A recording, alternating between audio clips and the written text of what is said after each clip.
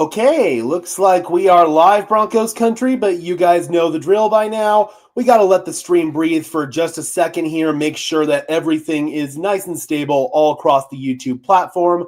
Welcome in, Broncos country, to this Denver Broncos Syndicate live stream of your 1-0 Denver Broncos taking on the 1-0 Indianapolis Colts. This is going to be a game where the Denver Broncos are looking to bounce back. That's kind of weird to say coming off of a win, right? But the Broncos did not look like did not live up to their expectations, I should say, in their game week 1 against Tennessee. They were sloppy. Bo Nix didn't look very good. He had some issues with footwork, had some issues with decision-making. The overall offensive operation was a little bit sloppy. I thought that Sean Payton's play calling was a little bit questionable. The defense saved the day in that game. When offense and special teams both wanted to lose it, the defense said, They held the Tennessee Titans out of the end zone, and they were able to keep it to a 20-12 game. Really, really great victory for the defense. But offense and special teams both need to pull their weight. As far as the Indianapolis Colts are concerned, they are coming off of a 33-8 slaughter over the Miami Dolphins last week. Miami did not look good in that game, and I think it showed. Indianapolis took advantage of an exposed Dolphins defense. They were able to carve them up and score on every single drive. Tua was turning the ball over. The Miami Dolphins offense just didn't look good. Lou Anarumo, the new Colts defensive coordinator, was blitzing Tua and getting home. That's something that we might have to worry about in this game. But Indianapolis is looking to prove that last week was not a fluke, while Denver is looking to prove that last week was a fluke. Let's go ahead and start saying hi to some people. We got Dylan Earl in the house saying, let's go Broncos. Broncos will win 45-0. That would be awesome, man. We got Robert saying, what's up, Gage? Is Jaleel a healthy scratch again, or is he playing? He is a healthy scratch once again. The Broncos prefer Tyler Bidet as a pass protection running back. That's why he's such an enamoring option to the Broncos coaching staff. So that is why Tyler Bidet is active. We got Kim in the house saying, coming into this game, this is a test for both defenses. I would definitely agree. We got Dylan Earl again saying, let's go Denver. We got D saying, what's up, y'all? First stream of the season. Let's go. Indeed. We've got back-to-back streams as we've got back-to-back road games. So we've got this week against Indianapolis, and we've got next week against the Chargers as well. We've got JP Greenfield in the house saying, keep up the content, my bro. Really appreciate it, man. We got D saying, how do you feel about the way Sean Payton goes about Bidet? I actually don't like it. Listen, I think that Tyler Bidet fills a niche role that Sean Payton really believes in, and that's the third down pass protection back. Essentially, he's the new Samaje Perine. Am I double echoing? Hold on. I have echo cancellation off, so I don't know why I would be double echoing. Let me see here. That's obviously not good.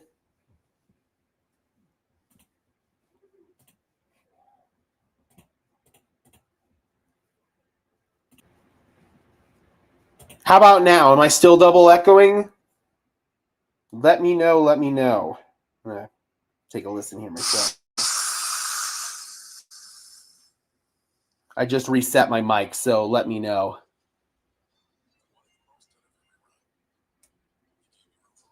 D-Rock says, we need to start hot and not go 3 and out. I am not double echoing. All right, fantastic. So we've got about, I'd say, 12 minutes until kickoff gets underway here. D-Rock says, sounds good to me. Robert says it's echoing for me. Yeah, it might just be on your end, Robert. Not 100% sure what's going on there, unfortunately. Yeah, just like D-Rock said, we need to start hot and not go 3 and out. I think that's going to be all about establishing the run game early. This is going to be a defense with the Indianapolis Colts who play a lot of cover 2. They play a lot of cover 4. That could leave them vulnerable in the run game. So if Sean Payton commits to it early, I think that we could get something going here, and we could have a 100-plus yard rushing day easy. Is the game going to be on live TV? Yep, CBS. Yeah, I'd recommend a refresh there, Robert, for sure. Again, not sure exactly what's going on there on your end. So looks like they're doing the pregame stuff right now. It's going to be Kevin Harlan and Trent Green on the call for CBS. So really excited for that. Kevin Harlan is always a treat at the mic, in my opinion. And then the referee is going to be Craig Rolstad. In my opinion, one of the better referees, calls a clean game. Refereeing is kind of a human error thing, so it's never going to be perfect. But nonetheless, those are the guys who are going to be handling this game. Keys to victory, already talked about the basics. Stay healthy, no stupid penalties, pre or post-snap penalties. Run the damn ball. Get Bo into an early rhythm to settle him in. Stay ahead of the chains. Attack favorable matchups in the passing game. Be aware of voids and zone coverage when the Colts do drop back and play it. Stay aware of guys like Kenny Moore and Nick Cross as blitzers. They could both wreck shop if the Broncos don't have a plan for them. Have a plan to mitigate those blitzes like screens and hot routes. Don't put too much on Bo Nix's plate in that area. Additionally, contain Jonathan Taylor. He went over 100 yards the last time the Denver Broncos played against him. Obviously had that goal line fumble that kind of overshadowed everything. But nonetheless, Jonathan Taylor, he can give you problems if you don't contain him on every single play. And some of that could involve Jahdae Barron. I think he could get in there and help contain him on the edge, clog the gaps up the middle because this Indianapolis Colts team can maul you up front. So guys like DJ Jones, John Franklin Myers, Zach Allen, it's going to be a really big day for them. The linebackers as well. Pressure Daniel Jones early and often and make him uncomfortable. If you can do that, then you will definitely force some mistakes by him. Jam and reroute receivers. That way he holds on to the ball for just a tick too long, and that way your pass rush can get home. Those are all big keys to victory in this one. I think it's going to be a defensive game, but the Broncos are going to make big, important plays when it matters most. They're going to get turnovers. They're going to get sacks, and I think they will come away victorious for that reason. I've got the Denver Broncos winning 20-17. Okay, Robert, that makes sense. That definitely makes sense. Glad that we got that figured out. Looks like the CBS broadcast is just about to get underway. And just a heads up, guys, we're running through my phone again with the mobile hotspot just because it's a little bit stronger within Wi-Fi. I don't have a very good Wi-Fi card in my laptop. I figured out what's going on there. It's an old laptop. The Wi-Fi card's just wearing out. So if it drops, which it probably will in about an hour, it's only going to be for about 30 seconds. I will come right back. Don't worry. I'm not going anywhere. But yeah, I found out I've got a weak Wi-Fi card in my laptop, and I'd rather not use my gaming PC for this purpose. That's my gaming computer. I don't want to bloat it up with work content. This is my work computer, so that's kind of why we're going with that operation. I think the game's going to be on my TV, but the Bills-Jets game is still on. Yeah, they'll probably see that one through. I don't know what region you're in, Kim, but after that, it should transition over to the other game. Here in Denver, CBS didn't show an early window game because of the Broncos game being on the late window. All right, guys, I am an open thread. If you guys have any questions, comments, concerns about this game, let me know. Let me know. New York? Okay, so that's why you have the Bills-Jets game then. So I don't know if you're going to get this game on your TV or not. You might have to go to an illegal stream or something like that, or some other means of getting the game. Because you're getting the game that's regional to you. We got Maverick. What's up, man? Good to see you. Hope you are doing well. Always love it when Maverick is in the chat. Again, guys, we are just waiting. Got a few more minutes to go here. Very curious to see what Sean Payton is going to do. Is he going to take the opening kickoff, or is he going to defer if he wins the toss? That is a very big question. No, not Mountain Dew, Maverick. It's a Kroger brand Zero Sugar Cola from King Soopers. I've mostly gotten off the Mountain Dew. I'll have like one a week, but outside of that, I'm mostly drinking diet stuff now. And I can't stand Diet Mountain Dew. Yeah, should be. I believe Paramount Pro. That's the CBS streaming network. So yeah, that should be good. I don't really do any of the streaming networks. If I need to stream something low-key, I'll just pirate it. I don't want to pay for 5,250 freaking different streaming networks. I've got YouTube TV for football purposes, and then anything else, like the King of the Hill revival, I pirated that. That was such a good revival, by the way. I love King of the Hill. A couple of jokes didn't land, but 90% of it was just fantastic, in my opinion. All right, guys, I think this is a good time to go ahead and take care of some housekeeping stuff as we wait for the game to get going. If you could just do me a big favor, smash the like button on this stream as well as subscribe to the channel. I would really appreciate it, especially on these streams because YouTube hides them. They don't push them out to everybody. Ever since NFL Sunday Ticket partnered with YouTube, it's been a problem. So by liking this video, sharing it, all that stuff, that helps combat it. I would really appreciate it. Additionally, if you guys want to go above and beyond in supporting the channel, please consider becoming a channel member today. Link in the description below. You can get some extra perks and incentives. You don't have to if you don't want to. It is not mandatory by any means, but it definitely helps me out. All right, here we go, guys. We'll test the audio.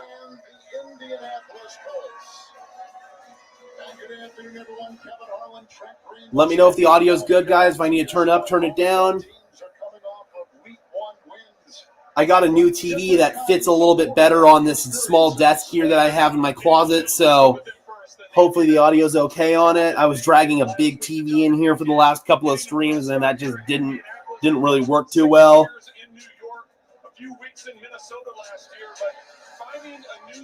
Here's Daniel Jones. Had a solid week last week for the Indianapolis Colts, but I feel like it was more just taking advantage of a bad Miami Dolphins team. We got Bo Nix, of course, 25 for 40, 176 yards, 1 touchdown, 2 interceptions, and a fumble last week. No clue, Maverick. That blows. Sounds good. Awesome. All right. Let me see what level I have that on. I have that on 35. Okay. Turn that down for the commercials, of course. Don't want to hear any of that bull crap. All right, guys, we will see what the Denver Broncos elect to do here. I am very curious if they want the ball early, but again, they've got to win the coin toss, of course, but they're the road team, so they should have the advantage there. Sean Payton likes to defer, but I'd like to get out to a fast start here if possible. Take the lead early and not relinquish it. Justin Fields out with a concussion. Joe Burrow dealing with a toe injury. That's going to be something to monitor as we head into that Week 4 game against Cincinnati on Monday night. If that toe injury is serious, we might be seeing Jake Browning at quarterback for the Bengals. Obviously, that would be less than ideal for Cincinnati. And got to give credit where it's due. Russell Wilson, it seems like he's having a good game.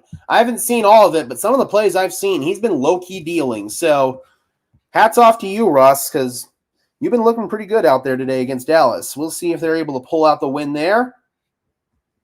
I'm just kind of monitoring here to see what happens with the coin toss. We already got 16 people in the house. Thank you guys so much for tuning in. I greatly appreciate it as always. Man, it is a crazy day across the league today. It really is. The Broncos win the toss and defer. Of course they do. Broncos game captains today, Bo Nix, Pat Surtain, Talanoa Hufanga, DJ Jones, and Alex Singleton. So it is going to be our defense up first. I don't know why I turned that up now. It's going to be our defense up first. And we will see if they can get a quick 3 and out here against Daniel Jones and this Indianapolis Colts offense. Colts jumped out to an early lead last week against Miami, and they didn't relinquish it. So let's see if this defense can maybe bring this Colts offense a little bit further back down to earth. All right, guys, let's play some football, huh?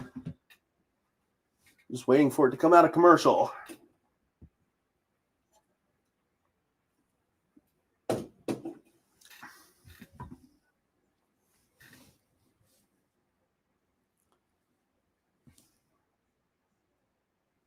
Here we go, guys. Let's do it. Welcome to the following presentation of the National Football League. All right, Maverick got his TV working. Let's go. Let's go. Rodney says, let's go, Broncos. All right. Let's go, D.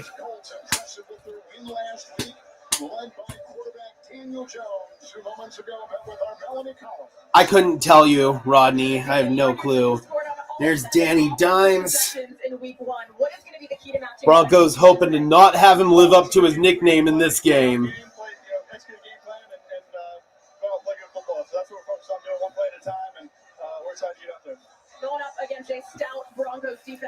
Yep, we're in orange. Colts are doing a whiteout game today. Not usual that we wear orange on the road. I think the last time that we did that was Tampa Bay last year, I believe, because they usually wear white at home early in the season. All right, guys, let's do it. Will Lutz set to kick off.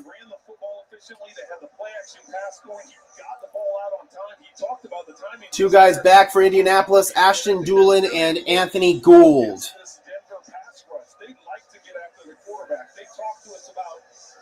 I wish the Broncos would go with a different color socks. They're going with the white socks with the orange tops and white pants. Not a big fan of that. Here we go. Bringing it out here is Ashton Doolin, and Doolin spins forward about the 27-yard line. And that is where we will begin here. And we've got, nope, not an early injury. They got up. We're good. Daniel Jones and this Colts offense set to get going. Right on, Robert. Thank you so much. Really appreciate it. Jones, 22 for 29, 272 yards last week. Colts come out in the shotgun where they operate most of the time. Jonathan Taylor moves to the right of Jones, two receivers to the right. Jones is going to start off with a handoff to Taylor, and Taylor bounces off a tackle, and he is caught by Nick Benito and Alex Singleton after a gain of about 4. Made John Franklin Myers miss on the initial tackle. Last week, Denver had 6 sacks against Tennessee. Indy's O-line only allowed 1 sack last week. Miami was not able to get pressure. Trips to the right, Taylor to the left, Jones. Dropping back, pocket collapses, fires off his back foot, and completes on a crossing route. It's Josh Downs. Downs, their slot receiver. He's a guy we're going to have to pay attention to today. Looked like Denver might have been in zone there. Let's see. No, they were on, looks like man there, and Brandon Jones, they passed it off to Talanoa Hufanga, but still a big play right out the gate there from this defense, and we've got a man down. Shit, it's Zach Allen. Oh, God, no. Please not him. No. Oh, that's bad. Oh, that's real bad. That's like real bad. That's the one guy that we could not afford to lose on defense. And what? The second snap of the game, bro. You're kidding me. Ay, caramba. No. Broncos pressure almost got home on that play. Daniel Jones got it off at the last second, but Zach Allen being down, that's about as big of a disaster as we could get right there, dude. Oh, no. He's up and jogging off. Oh, God, please don't be anything serious. Please do not be freaking anything serious. I'm trying not to cuss right now. Damn it. That is the one guy, dude. That is the one guy. He does everything. He sets the double teams. He does everything, dude. If he has to miss time, this defense is screwed. I'm not even being dramatic there. Zach Allen is the most important player outside of Pat Surtain on that defense. The fact that he jogged off is good news. Hopefully it's nothing serious and he gets back out there, but God, no. Like, losing Zach Allen would be disaster. It really would. Whew, deep breaths. Looks like he's going to be all right. There's like 3 or 4 guys that we just couldn't afford to lose.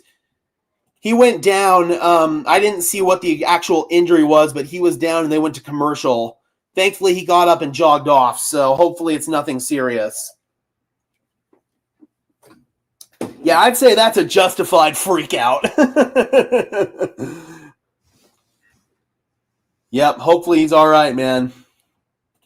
Yep, injury luck for the past 2 years, but eventually it was going to come back and get you, and it looks like this year the luck might be running out.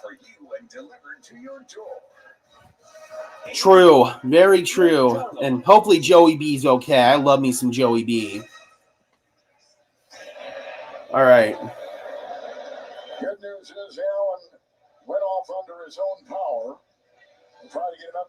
I don't see the tent up. It looks like it might be an arm. He had a hit on Daniel Jones, almost got the sack, and then he just went down after that. He kind of looked like he was dangling his arm a little bit, so I don't know. First down and 10. 5 down linemen for Denver. Ioma Wazarike and Zach Allen are the 2 DNs. Play action for Daniel Jones. He's got time, and he's going deep. He's got a step, and it is broken up. Is there a flag? Pat Surtain, no. Excellent play by PS2. Looked like they were trying to attack a split field coverage right there from Denver on a deep post. And Pat Surtain, you're not going to have that work against him. What a job right there, man. Colts fans want PI, and maybe he got away with a little contact right there, but no call. We're good. That honestly just looked like good coverage. Second and 10. 2 receivers to the right. Taylor to the right as well. Jones, good protection. Fires outside. Working on Brandon Jones out route. Josh Downs, gain of about 7 or 8 yards, bringing up a third down and short. We're going to call that third down and 1.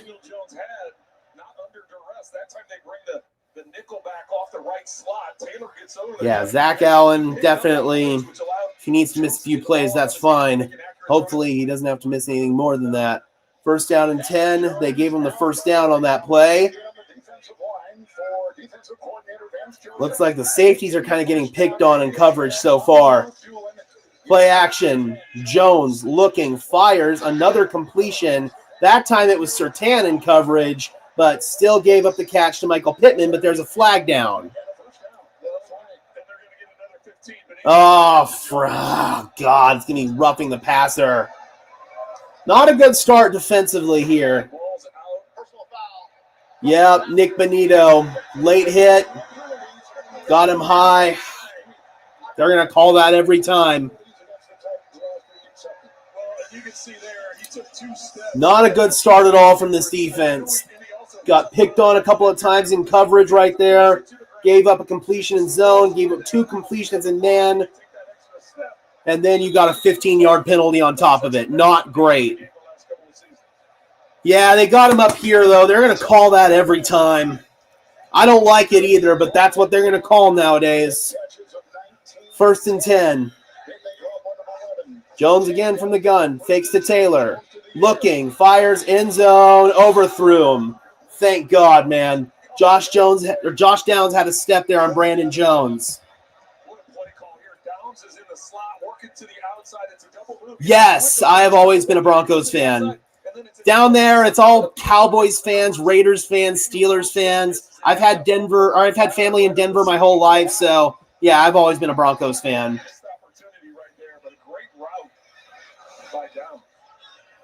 Yeah, I don't like the call either, but they're going to call it every single time. Second and 10. 2 receivers right. Give it to Taylor. Decent push there from the line. Gain of 4. Third down and 6.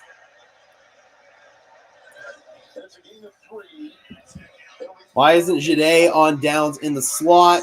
I have no clue why they're not playing it that way. I mean, Jade is predominantly coming in situational plays here. He's not a full-time starter. Third down and 7.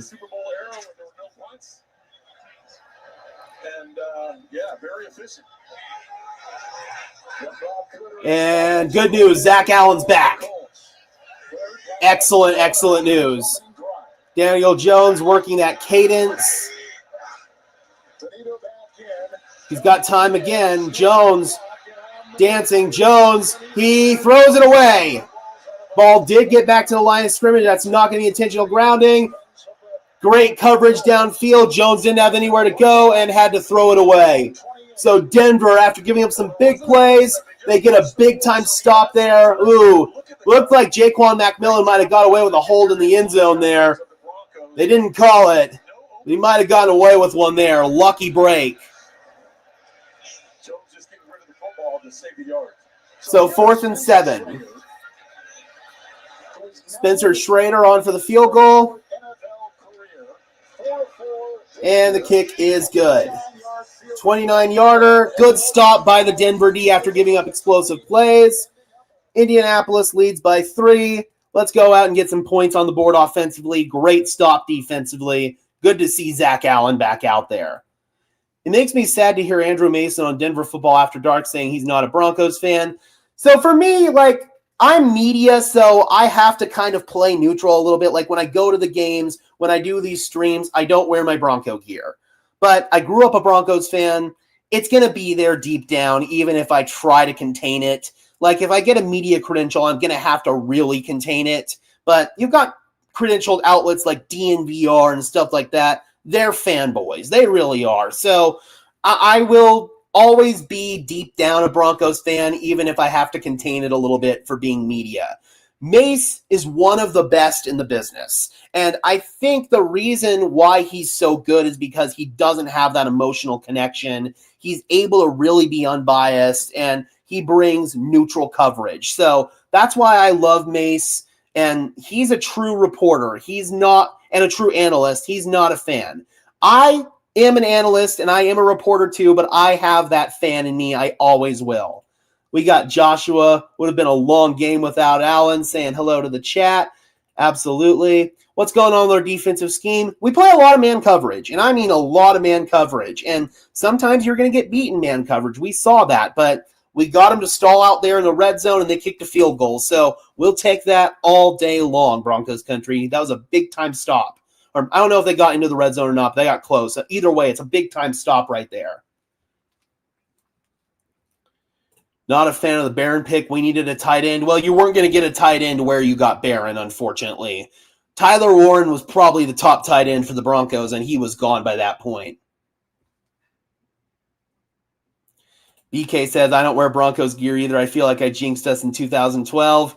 Yeah, man. I don't wear my Broncos gear during the games. Outside of the games, like you'll see me wear my Broncos gear on some of the other videos that I do, but not these ones. Hey, I think Cecil and Mace are a great team. I really do.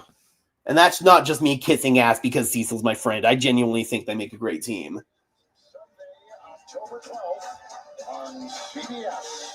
All right, let's go. Let's see if Indianapolis gives us some looks to run the football, and let's see if Denver takes advantage of these looks.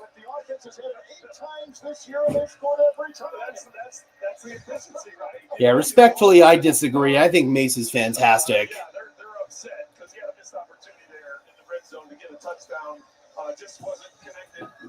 All right. Yes, I would agree. Let's see if they can answer some of these questions. I love Mace. He handles trolls in the stream so well and doesn't ban people. I only ban you if you're just a flat-out dick. Then I will ban you. Oh, boy. That was RJ Harvey there on the kickoff. Interesting wrinkle. And almost split the seam for a big one. So I kind of like this. Last week I was watching the DNVR Sports. I was watching the DNVR stream, and the chat was full of negativity. Yeah, man. That sucks. I will get rid of just absolute a-holes in the chat. I'll eliminate that negativity, but criticism's more than okay. First down and 10. We're coming out in an I formation. This is a good look for a run. Indy does have a pretty loaded box, though. Let's see if they want to fake it. And they are going to hand it off. And a burst for J.K. Dobbins. And Dobbins still going. Dobbins into Indianapolis territory. Takes it down to the 46-yard line. What a run by J.K. Dobbins. MHH has some good people, but on the whole, I'm not the hugest fan of them. I like Nick. I like Carl over there. I like Thomas. I hope Russ wins and stays as a starter for the Week 6 game so we can cement him. That'd be fun, man. Yeah, great run by Dobbins right there. Good to see him have that burst after Achilles and ACL. And they feed Dobbins again, lowering his shoulder behind Ben Powers, and gains 3. 2nd and 7. Broncos fans were melting down in Perna's chat after only one quarter. I love watching Perna go through the emotions watching the game, man. It's so much fun. Those TikToks that he puts out are just hilarious. Yeah, man, Pookie looked pretty good. Pookie looked pretty good in the game that I saw. Yep, great run there opening. Love it. 2nd down and 7, so we've seen back-to-back runs to open up. And a 3rd run. Good vision. Dobbins lowering his shoulder through an ankle tackle, and he's got another 1st down. Love seeing this, man. This is making me giddy. Eric is another good one at MHH, I would say. Definitely. I think Eric does really strong work. Yep, we're not seeing JK dance in the backfield. He's not being impatient. He's finding the holes, he's hitting them, and he's exploiting them. 10 minutes to play and counting in the 1st quarter. Sherfield goes in motion from the 36-yard line of Indy. Bo Nix's first pass is a sidearm sling, complete to Adam Troutman for a gain of about 2 yards. Bo didn't like what he had downfield, checked it down to Troutman, and that puts you at a 2nd down and 8. Yes, Ingram is available today. But given the fact Denver might want to run the ball more, we might not see Ingram in as many packages because they're going heavier personnel. Like right now, it looks like Troutman's in as the inline tight end. 2nd down and 9, they gave him only 1 on that last completion from the 35-yard line. Here's Nix looking. Fires on the slant. It's complete to Pat Bryant. Bryant breaks a tackle, and Bryant has a 1st down. So we are moving now, boys. Bo Nix starting to get in a rhythm here with the quick passing game. Pat Bryant drew those comparisons to Michael Thomas, and if you're going to draw those comparisons, then you've got to be able to run the slant. Good job by Bo, waiting for the window to clear, puts it right on him. Good stuff, good stuff. Had Grover Stewart right in his face as well. Stewart could have tipped it, but great throw right there from Bo. Denver comes out in the pistol now. 1st down and 10 from the 23-yard line of Indianapolis.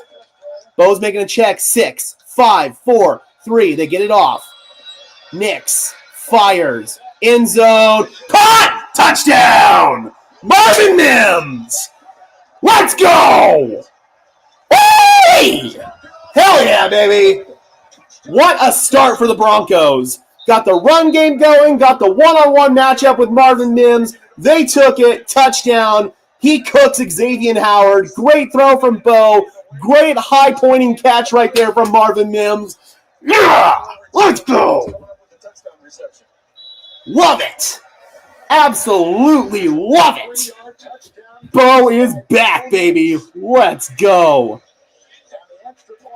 Yep, I talked about Xavier Howard, Marvin Mims, or Troy Franklin. One of those matchups could be good. And right out the gate, Denver comes out and they attack it. I wonder if Sean Payton watched my pregame preview. Love it, man. That was the exact matchup we talked about, and they exploited on the first drive. Let Marvin cook and let Bo cook. Once you get that run game going and mix it up, you have him off balance. Absolutely. Bo Nix felt like he had to press last week, and it felt like he was doing too much. This took a lot of weight off his shoulders, and now he can just go out there and play his brand of football. Let's go, man. Love seeing those explosive plays. Absolutely love it. So we get a big stop in the red zone. I better update my banner, Jesus Christ. Let's go ahead and fix that. I want to get like an actual score bug here. If I can install an actual score bug into StreamYard somehow, that would be sick. I know you can. I just, gotta be honest, I haven't put that much effort into it. His footwork in the pocket looked good at first glance. I agree. I didn't see any happy feet, any jitters. He wasn't throwing off his back foot, so definitely pleased with that on the first drive. So glad I picked 12-5 this year. We knocked that rust off.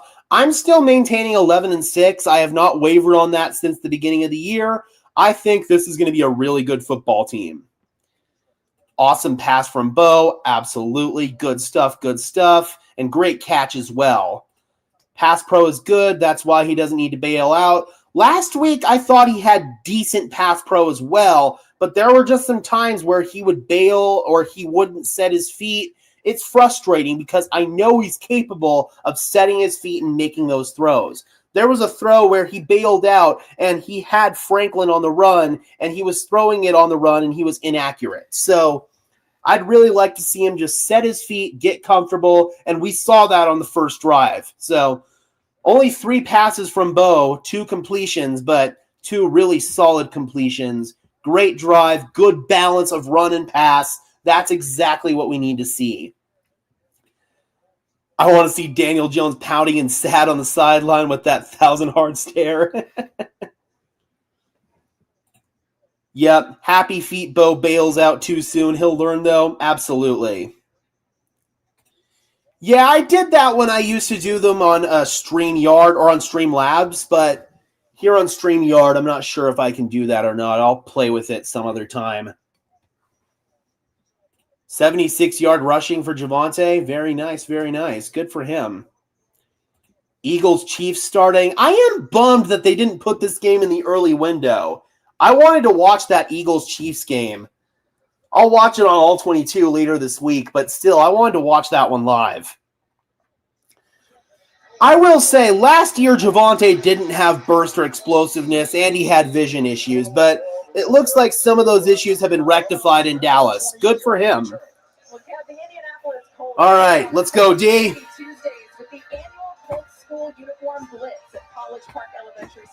So Denver's defense, they did give up a couple of explosive plays in the pass game on the first drive, but got some stops. Good stuff. Melanie, thank you so much. Yep, Cecil told me not to ride the fence there. He was trying to talk me out of it. He was. But I'm not wavering. I'm saying 11-6. If they do get an extra win, it's going to be against the Raiders, I feel like. Here's Taylor.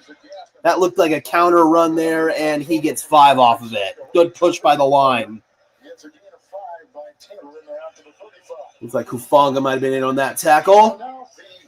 Clock ticking, inside 8 minutes to play in the first quarter. And again, guys, just a fair warning, we're going off our mobile hotspot because it's stronger than Wi-Fi. I don't have a good Wi-Fi card in my laptop. If it drops, which it might here in a little bit, I will be back in about 30 seconds. I'll do a refresh. We'll be all good. Don't worry, I'm not going anywhere. If this stream drops, I'll be right back.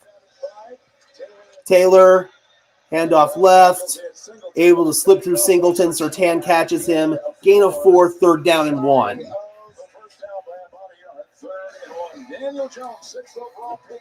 This is not exactly where you want to be defensively. You don't want Indianapolis in these 3rd down and favorable situations. You want to back them up and get them in more 3rd down and longs. Thus far, it looks like Jonathan Taylor is having some success on the ground. Colts run most of their offense out of the shotgun. They had Tyler Warren under center. They were going to run a sneak with him. Instead, they faked the handoff. Jones rolling, being chased by Cooper. Jones, he is out of bounds. Let's see if he made the line to gain. That was close. Looks like they're going to give it to him.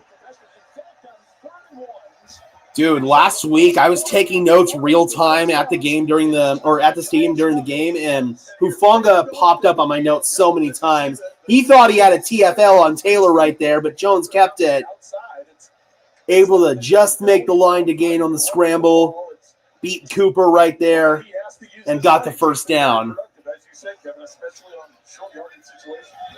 Russ is getting some good passes off. We'll see if Russ is playing well or if the Dallas defense is just that bad. I think it's somewhere in the middle. Russ was looking good in the plays that I saw. Back foot heave. Jones wide open. Tyler Warren. Oh, he cooked Alex Singleton on that one. Oh, Warren had like 5 steps on Alex Singleton. Jones saw it, heaved it off his back foot. Oh, that's what frustrates you about Alex Singleton, man. We've given up some explosive plays in the pass game.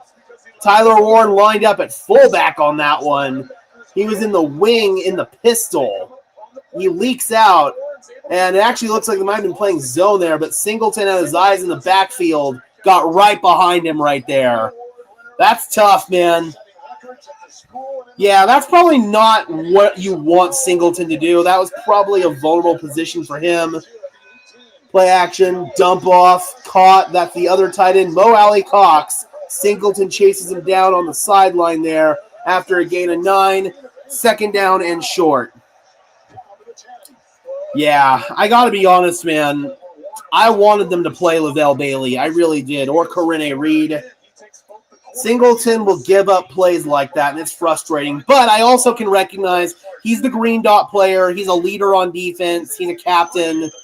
So there's a reason why he's playing. But, man, that's a play that Dre Greenlaw doesn't give up. 2nd and 2, they come out in the pistol. Read option. Jones keeps it. Oh, Jonah Ellis! Let's go! What a play in the backfield. Daniel Jones kept it on the read option. Jonah Ellis said, not today. Loss of 5. You're like 2 minutes behind. That sucks. Well, Bailey's on the practice squad, and he's not up today, so that he's not an option today. But that's a hell of a play by Jonah Ellis. That's what this defense does, man. They make big plays in big situations. Now they force a 3rd down and 7. Just think how deep this edge rush room is, man. Ellis, Benito, Cooper, Tillman. You got Robinson, too. Jones fires. End zone broken up. What a play by Riley Moss. Wanted Alec Pierce in the end zone, but Riley Moss with sticky, excellent coverage. Beautiful PBU. What a play by Moss. Colts fans are mad again. They think it's PI. That's not PI. Moss has his head turned. He's playing the football all day. That is not PI. Excellent coverage. And it's going to hold the Colts to another field goal attempt. Spencer Schrader. Kick is up, and it is good. Just sneaks inside that left upright. So Indianapolis cuts the deficit down to 1. They get scores on both of their drives, but Denver does a good job holding them to field goals, and this Denver Broncos defense still has yet to give up a touchdown this year. Never been a big fan of Singleton except on the minimum contract. He was great value. They overpaid him. Yeah, that's a fair assessment. That is definitely a fair assessment. Colts fans are salty. That was just good coverage, man. That was not PI. Please keep running the ball. No cute crap. Absolutely. I think that we're going to see more runs, but what's going to happen now that they're deviating away from their opening script? They might still be on their script on this drive, but the next drive, when things start to get a little bit more rogue, hopefully Sean stays with the run game. Or if Indianapolis starts loading the box, quick passes, screens, stuff like that.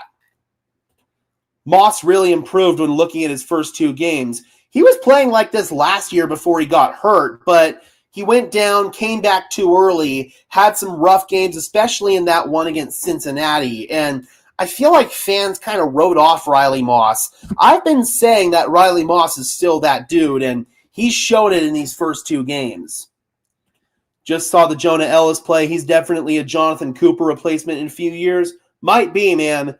You've got Coop under contract right now, but if you do want to move on from that deal, if you need to free up some money, Ellis could be your guy there. You still have a couple more years of him under a rookie deal, so he's still under that cheap contract. Was getting worried about VJ calling the defense. That wasn't a play calling issue, giving up those big plays. It was just you getting beaten man coverage. You live by the sword, you die by the sword. I would much rather him play man coverage and get beat than the soft, squishy zone that we saw against Miami in a couple of years ago. That game a couple of years ago, that soft, squishy zone coverage just pisses me off. So I'd rather get beaten man than get beaten zone all day long. Moss gets a bit grabby, but I love that dude as our CB2. It looks like he's gotten better with kind of hiding his hands a little bit, and he will grab, but if the ref doesn't see it, they're not going to call it.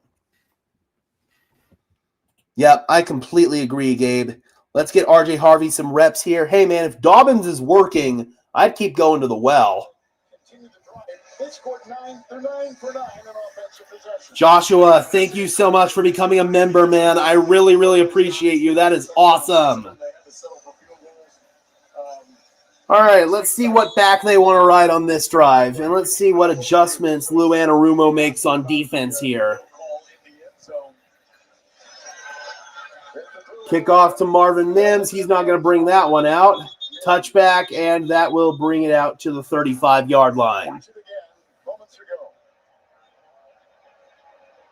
That's just great coverage. That is not PI. That's just great coverage.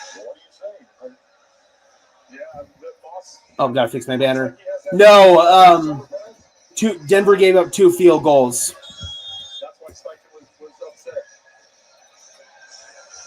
Two defensive drives for Denver, and both of them have ended in field goals. No, Jaleel is not active. First down and 10. Nix is under center. Prentice is motioned. I formation. Nix trying to make a check. Hurry up. Snap it. Nope, that hit zeros. Did they blow it? Nope, they didn't. Thank God. Right side, Dobbins, lower shoulder gain of 4. That was close. They snapped it right at 0. That was almost a delay of game. Again, getting the play call in late. Nix late, making the checks. Sean riding the hot hand with JK. Hey, man, people were complaining that he wasn't riding the hot hand enough in the run game. So I'm all for it. Now Dobbins does come out for a breather. So I'm assuming it's going to be R.J. Harvey here. It sure is. I cannot stand that number 12 on a running back, if I'm being completely honest. Nick's under center. Handed off outside. It's Harvey. Bounces it back inside. Gain of about 3. Brings up third down.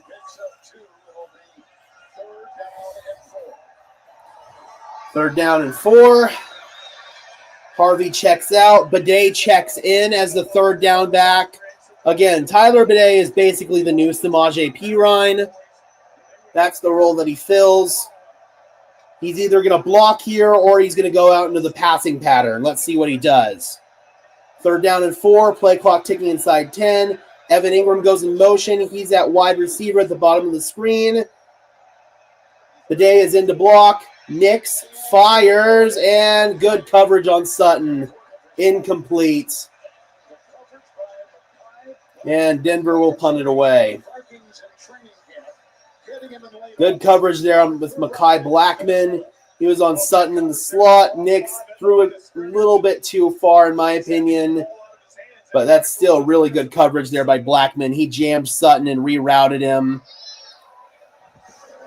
Thank you so much, Joshua. Appreciate it. So Jeremy Crawshaw on to make his first punt of the day.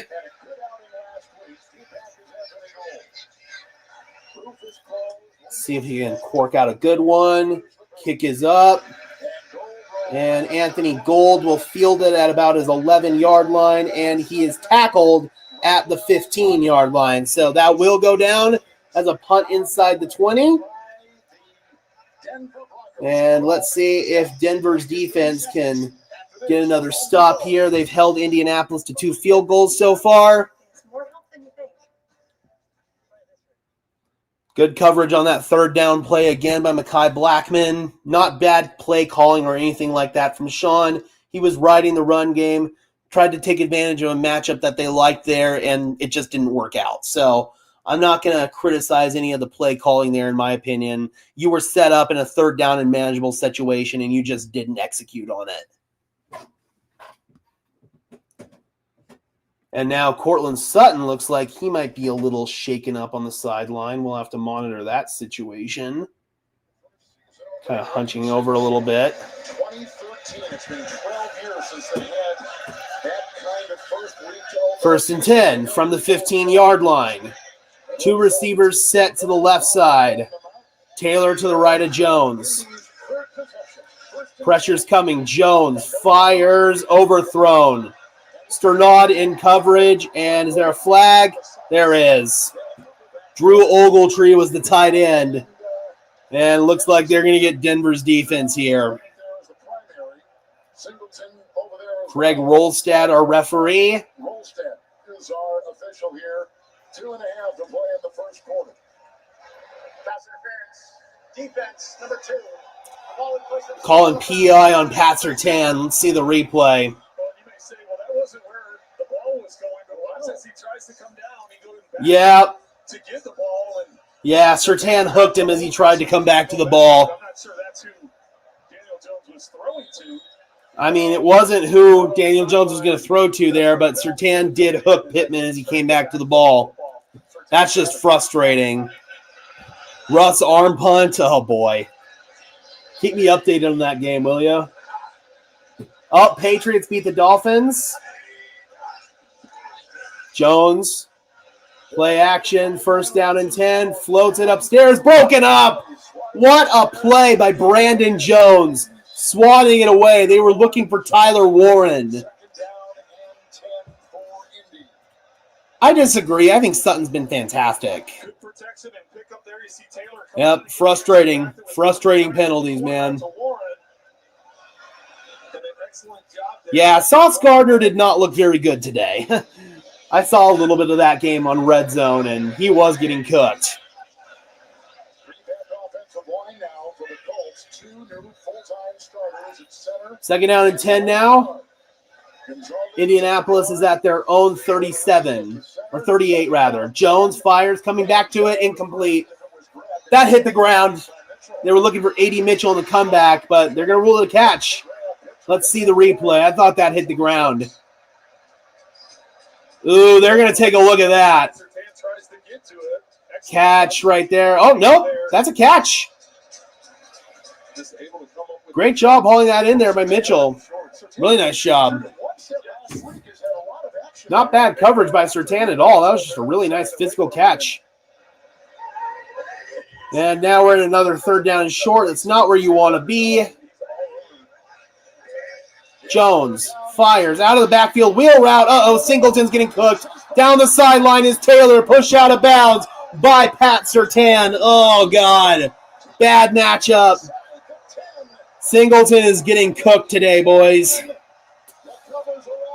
Couldn't cover Taylor out of the backfield on a wheel route. That was just terrible. Had to work through traffic to get there, too. Singleton is a liability in coverage. He really is. We need Dre Greenlaw back bad. Hand off, Taylor. Push on the right side. Gain of 4. Dude. Alex Singleton is going to be a problem if they keep picking on him. Oof. Not great, Bob. Yeah, they're well in field goal range. They're knocking on the door of a score. I'll tell you exactly where they are in just a second. Denver's gotten stops. It's 2nd down and goal from the 7-yard line. Taylor surging, and he's at the 1-yard line. Actually, that was a 2nd down and 1. They got the first down there. It's now 1st down and goal at the 1. Not great. Indy's moving the ball. The penalties are killing you. And then some really bad plays in coverage, man. Safeties and linebackers. Those are the guys they're exploiting in coverage right now.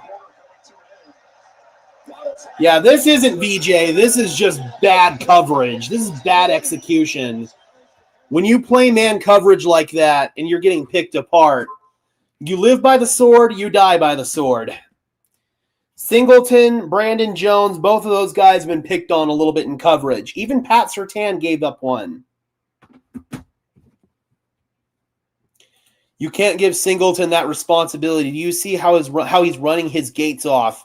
I mean, he is coming off of an ACL, so, man. I was saying that Lavelle Bailey looked better than Alex Singleton. People didn't want to listen to me. Just saying, man. Just saying. I don't think we're going to get Dre Greenlaw back next week either, which is frustrating because this next game is going to be on turf as well. I think that they want to be cautious. They want to keep him out and then have him return on grass week 4 against Cincy. But if we got to go another week without having good coverage from the linebackers, we're in trouble. Even if Greenlaw's out there, though, man, they're going to know that Alex Singleton is a liability in coverage, offenses are, and they're going to still pick on him. At this point, you might have to consider pulling Alex Singleton out of the lineup. Oh, God, man. I don't want to attack the guy because I think he's a great player and a great dude, but ugh. God, he's so bad in coverage. He is so bad in coverage. He was bad in coverage before the ACL, too. 2023, he was literally the worst-rated coverage linebacker in the league. That's why you went out and got Dre Greenlaw, but even if Greenlaw's in there, you still have Singleton on the field, and they know that that's a bad matchup. Where'd you hear that, Daniel? Why would Dion be leaving CU? I don't think, no. Butker missed a field goal, 0-0. Nice. Kansas City is staring 0-2 right in the barrel.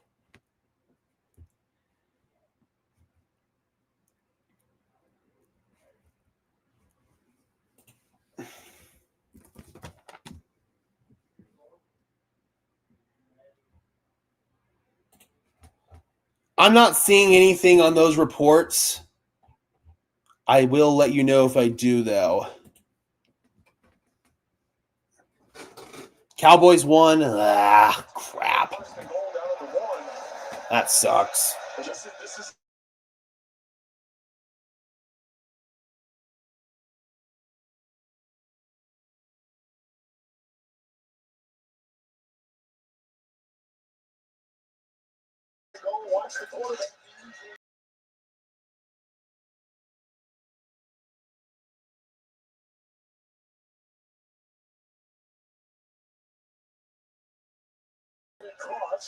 Yeah, that was the drop I warned you guys about. We're back now. All good. Sorry about that.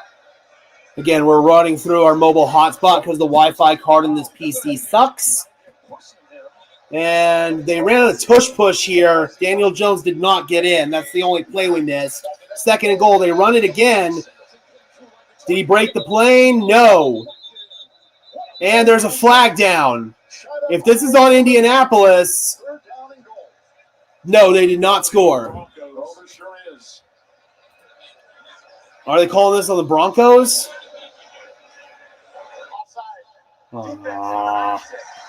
Ini Uwazurike, offside.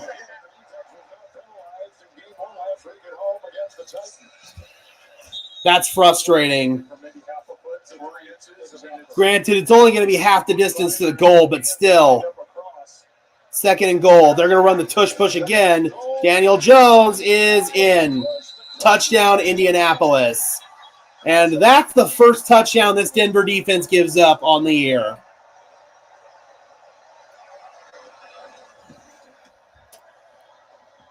Honestly, having a tush push be the first touchdown you give up on the year in 2 games, that's probably not the worst thing in the world, but obviously giving up those big plays in coverage, the penalties, that's going to frustrate the hell out of you. Got 2 stops in the red zone. This time Indianapolis cashes in, and they take the lead.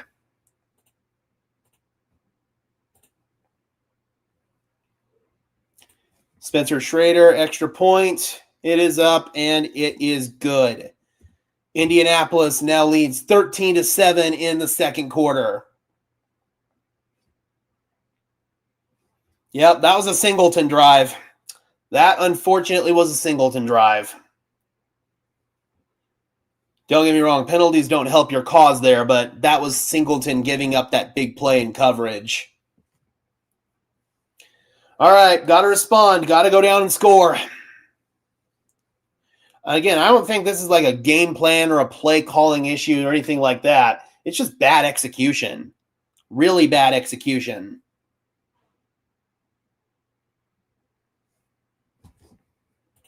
True. Very true. I would like to see Denver get more pressure on Jones. That is one thing that's been a little frustrating. Feels like Jones has had too much time to operate.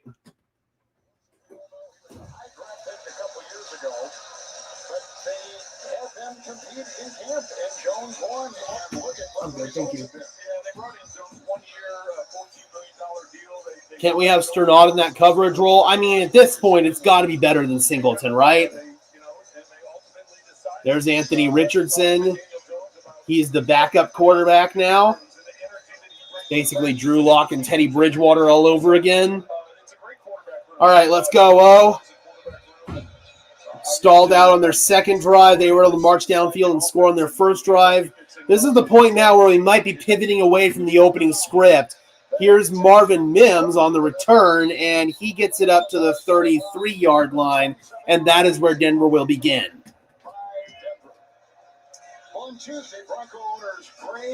There's Greg and Kerry Penner, Broncos owners. We need to convert third down. Last week was pathetic. Well, we already had one third down. We didn't convert here on the last drive. Hopefully they can convert on this one. Good coverage on that play. They were going for Cortland Sutton. It was a matchup they liked, but good coverage by Mekhi Blackman. First down and 10. Let's see if they stick with the run. RPO, and that's blown up. Kenny Moore was ready for that. We talked about him. He can fly around and make plays all over the place. Tackle for loss. Can't run the ball on every first down. They were trying to implement a little wrinkle right there. Kenny Moore was ready for it. Saquon with a touchdown. 2nd and 13. Nix dropping back. Sets. Nix rolling. Doesn't like it. Nix throws it deep. Uh-oh. He's got him. He's got Franklin. Oh, let's go. Franklin was wide open, and Bo Nix hit him. Not a perfect throw in stride, but still the first connection deep between Bo Nix and Troy Franklin. They got, did they get here? Franklin got loose on a scramble drill. Kenny Moore tried covering it, but that was all improv right there between Troy and Bo. Love it. Great play. Go back to the well with the run game. Lowering his shoulders, surging forward, and they pick up 5 yards with R.J. Harvey. What a play, man. Looking for those explosive plays, and that was all the second act improv. That was not in structure whatsoever. Bo throws it on the run. Actually, a really good throw rolling to his left right there. There's that Oregon connection. Quack, quack. Oh, that's phenomenal. That was phenomenal stuff. They only gave him 3 on that last run. That's a terrible spot, in my opinion. I formation. Play action. Nix rolling, has a completion to Troutman. Troutman spinning, and he's got the first down. Got past Mekhi Blackman. Yep, both looking good rolling out, man. Had some good plays early on last week rolling out, but then it started to crumble downhill for him. To the back there and then rolling away, just a little bootleg out to the outside and easy completion in first down. Daniel, with all due respect, what are you seeing here that makes you not trust Sean? Just curious. Like, what are you seeing? And I'm not trying to troll. I'm legit asking the question. What are you seeing? First down and 10. Pulls it out. Slant. Franklin. Can he make a move? Franklin. And he is brought down by Cam Bynum at the 2-yard line. This is the offense that we want to see, folks. First and goal in the red zone. Let's run the damn ball. Looks like Bo Nix is hurrying him up. That was just an RPO. Little slant route. They pulled it down. And they've got Dobbins in the backfield. Under center handoff. It's Dobbins. Dobbins is stuffed. Grover Stewart was there for Indianapolis, the big nose tackle. He's a big boy, man, and he can clog you up front. Rodney says, I'd sit Singleton. We'll see what they do. I don't think they're going to. I'd like them to, but I don't think they're going to.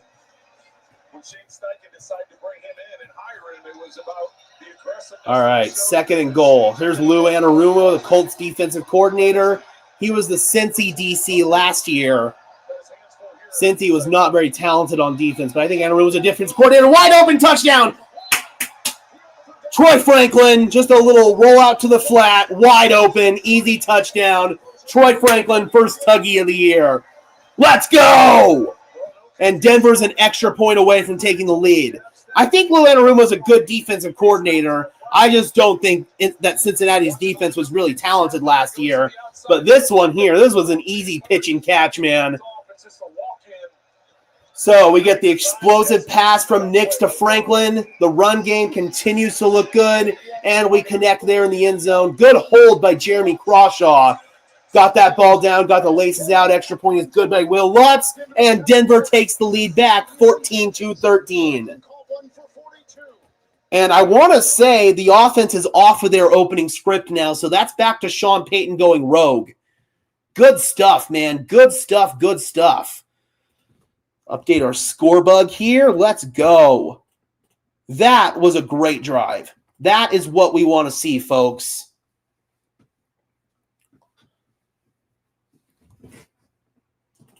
It looks like they're putting safeties on him. I've seen Brandon Jones and Talanoa Hufanga both on him. Looks like right now they're dictating the responsibility of the running backs to the linebackers, and that hasn't worked out well for him so far. Is there a reason for the inside runs? Thought we would attack the outside. Indianapolis plays a lot of cover 2, and when you play cover 2, you're vulnerable on the inside. You've got less bodies there who can defend, so that's probably part of the reason why. We talked about that a little bit in our game preview video that we put out yesterday, that there might be some opportunities to run the ball up the middle, and that's indeed where Denver seems to be taking advantage. I'm not worried about VJ at all. Again, the calls have been fine. They've just had some bad execution. It's an execution problem. It's a player problem. It's not a coach problem. Alex Singleton, that was about as bad of a drive as you could get right there. Is Cortland hurt? I don't think so. He kind of looked like he was dealing with something, maybe more hurt than injured.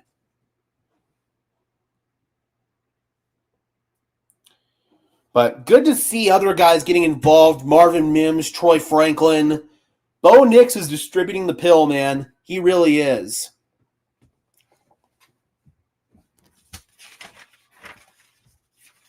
All right, foot on the gas. This is still a 0-0 ball game. You need to have that mindset for all 4 quarters. No matter what the actual score is, this is a 0-0 ball game. So we got to go out there and get a stop on defense and then go put some more points on the board.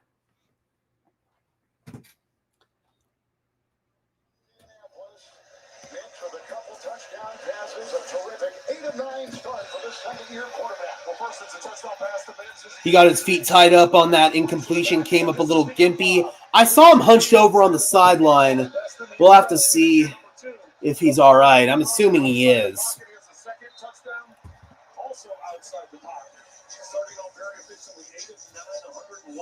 Now, Bo Nix is cooking so far, baby.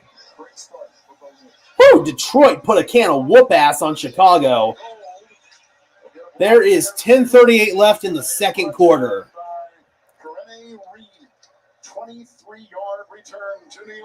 All right, 4th defensive opportunity here for Denver. Nice special teams tackle by Devon Key.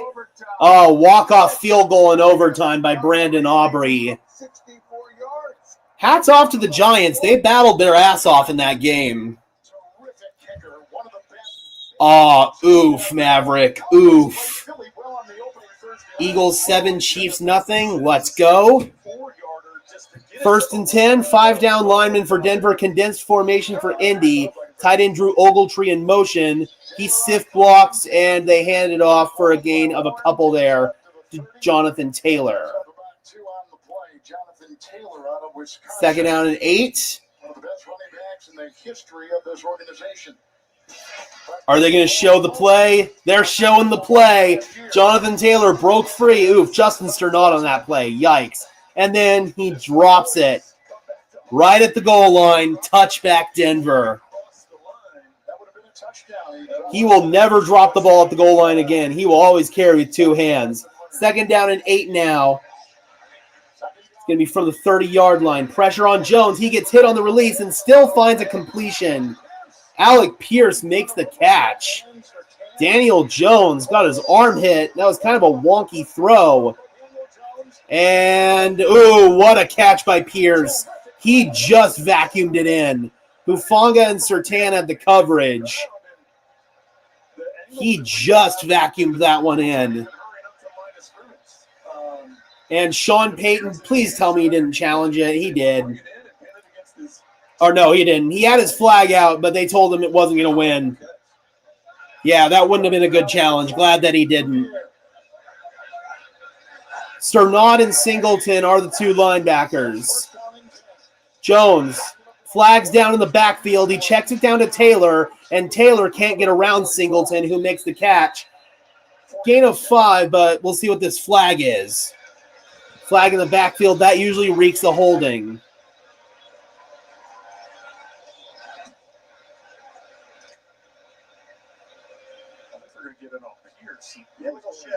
Oh, legal shift. Alec Pierce.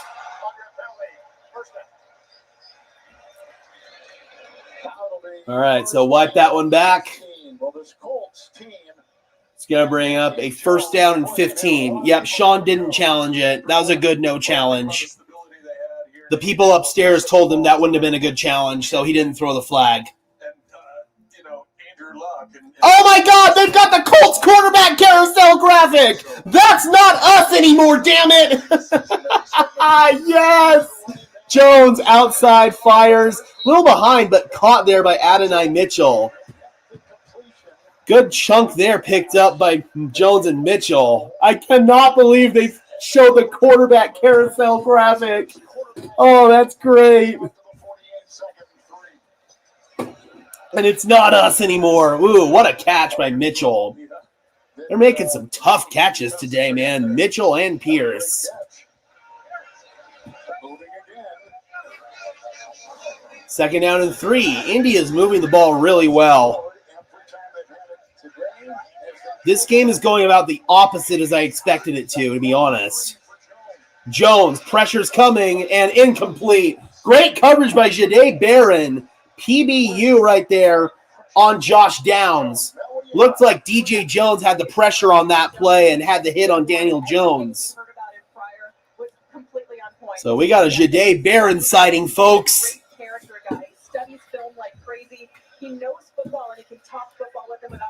Kim, they showed that old quarterback carousel graphic that they used to use for the Broncos, but they used it for all the old Colts quarterbacks. And I was just happy that it's not us anymore that gets that graphic. Third down and 3. They're going to run the ball. Interesting call here. Taylor's not going to pick it up. It's going to be 4th down and 1 right at the midfield stripe. I have to imagine with them running the ball right there, that means they're going to go for it. Uh-oh. No. Surtain is down. And he's holding his leg. He's holding his shin. Oh, we had Allen down earlier. Gave us a scare. That one we got lucky on. Oh, God. Oh, no. What happened? Oh, it looks like a non-contact injury. Doesn't look like an Achilles, but maybe a foot. That foot, oh, yikes, not good. Non-contact injury. Oh, no. Oh, no. Get up. Get up, Pat. Get up. Oh, that changes everything. No, he didn't roll his ankle. I think he got his foot caught in the ground. And we're going to commercial, are we? Oh, no. Not Surtain, man. Not Surtain. Oh, boy. I'm scrolling through Twitter trying to get an update. Oh, dear God. It didn't look like he was grabbing the back of his foot, so that doesn't make me think Achilles. He's being helped off the field by 2 trainers. Damn it, dude. Not Pat. Oh, God. Might be Chris Abrams' drain time. That was a full-blown non-contact injury. Oh, yikes. He's getting helped into the tent by 2 trainers. Oh, no. I don't think it was an Achilles because it didn't look like one. He didn't plant his foot hard. It didn't dorsiflex. Look at Tyrese Halliburton, Austin Eckler the other night. You can tell what's an Achilles usually. That didn't look like one, but I do think that's like a foot or something like that. Again, I don't think that was an Achilles. I'm trying to find a replay of it. He would have been holding the back of his ankle. He was holding the front of his ankle.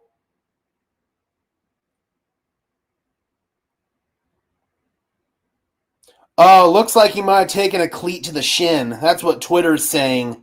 Hopefully it's just that. Hopefully it's just a shin injury. He's in the tent as we speak.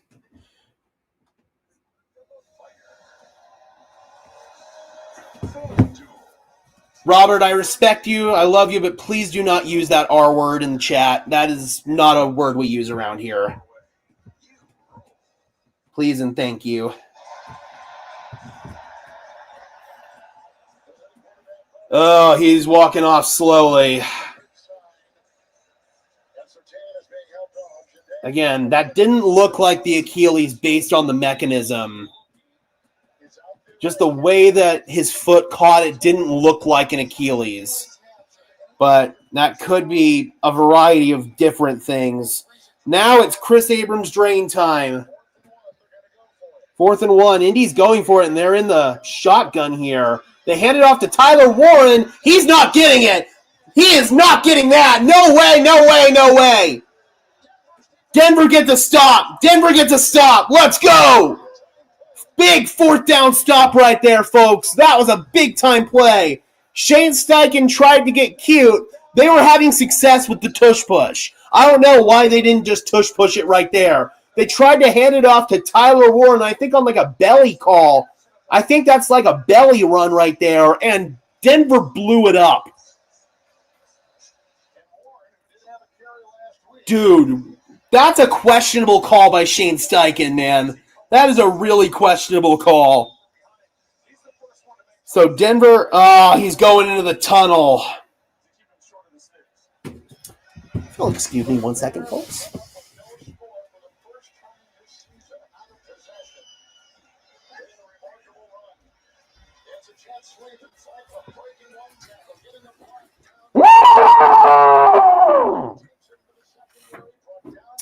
Hopefully he's okay.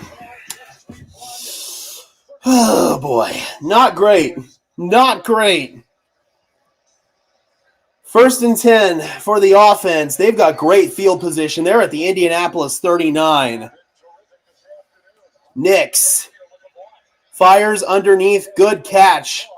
Caught it low there. Trent Sherfield on that catch. Gain of 4 or 5. Oh, Pat.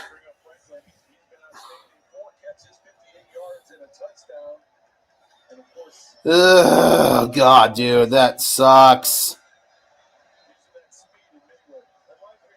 So now we got to overcome an injury to our best player. Nix handing it off, going nowhere that time. That's blown up. RJ Harvey. Ade Adebaware in there on that tackle. You need a bigger pillow. Oh, God.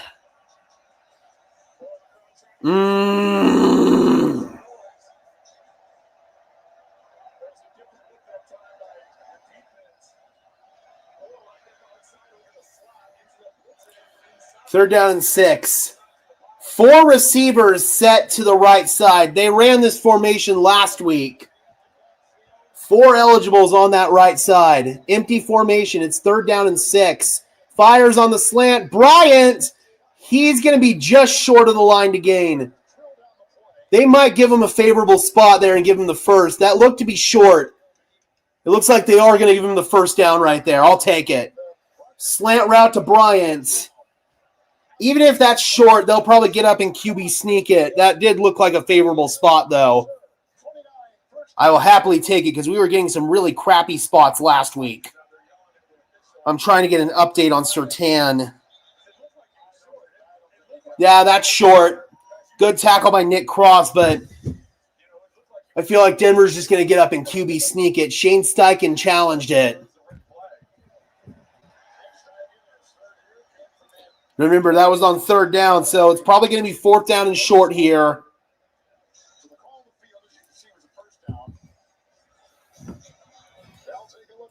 All righty, Robert. Have a good one, my man. Hope to see you a little bit later. Yeah, that looked like a good challenge right there by Steichen. Even in real time, that looked short.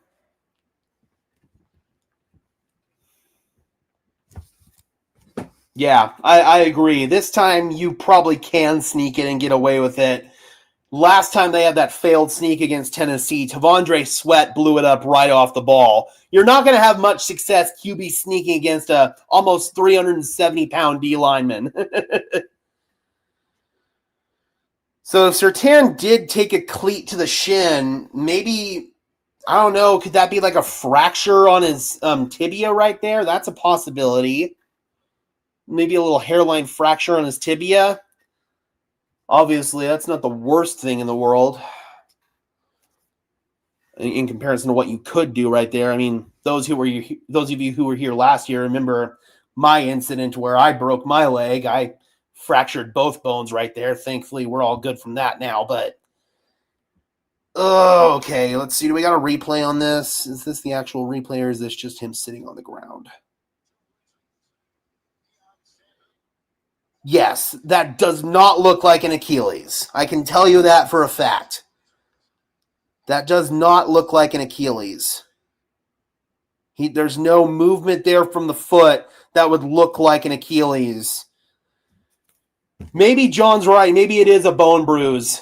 I mean, don't get me wrong, that hurts like a you-know-what, but how did I break my leg? So, I was stupid. I was going to what at the time was my day job at Arby's, and I was crossing the street from the bus stop. It was a double-lane road, Arapahoe Road in Centennial, and I ended up not using the crosswalk because I thought I was clear until a car came up really fast at me from the right-hand turn lane. I ended up pushing off my foot to avoid the car. I did avoid the car, but all that energy went up my leg, and it fractured both bones. It was right across the street from a hospital, though, so they got me in. I had surgery a few hours later. Made a video that night from the hospital bed.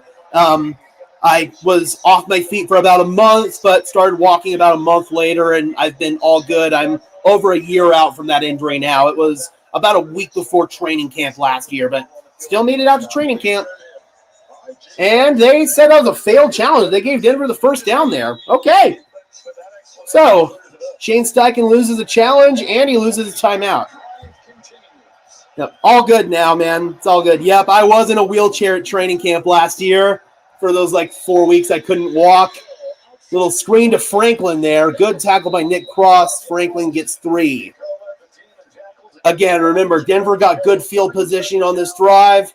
After that failed 4th down from the Colts, they started it off at the Indianapolis 39.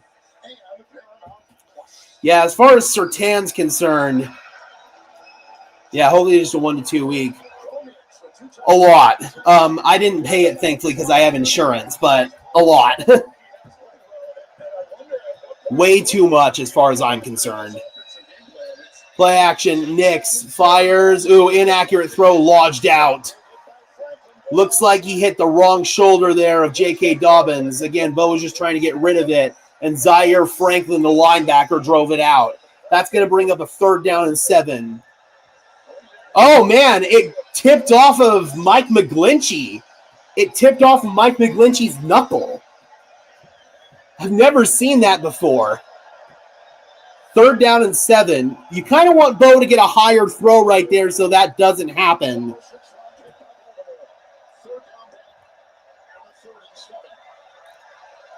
3rd and 7. Bo's making a check. They gotta go. They gotta go. Go, go, go. Just got it away. Nix fires. Incomplete. Howard had the cover. Flag! Yeah! It looked like that Sutton got rerouted there. They're going to get Xavier Howard for holding. That's going to be defensive holding and an automatic 1st down. Oh, and Shane Steichen's furious. Shane Steichen is giving the officials an earful. That looked like a flag in real time. I was kind of surprised they didn't throw it at first, but it came late. It came really late. Let's see if this is indeed on the coverage or if this is a post-snap flag. Colts fans are crying. Yep. Yep, that's an easy call right there. He held him all day long. They're calling it PI, not defensive holding, but same effect. Automatic first down. Yeah, that's an easy call, man, all day. Shane Steichen's mad about them calling it late, but that's an easy call. That was about as easy of a PI call as you're going to get right there. They're still talking, the officials are.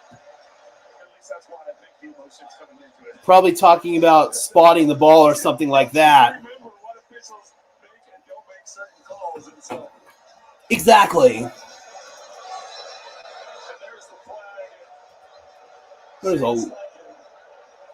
Oh, did Shane Steichen get a penalty too?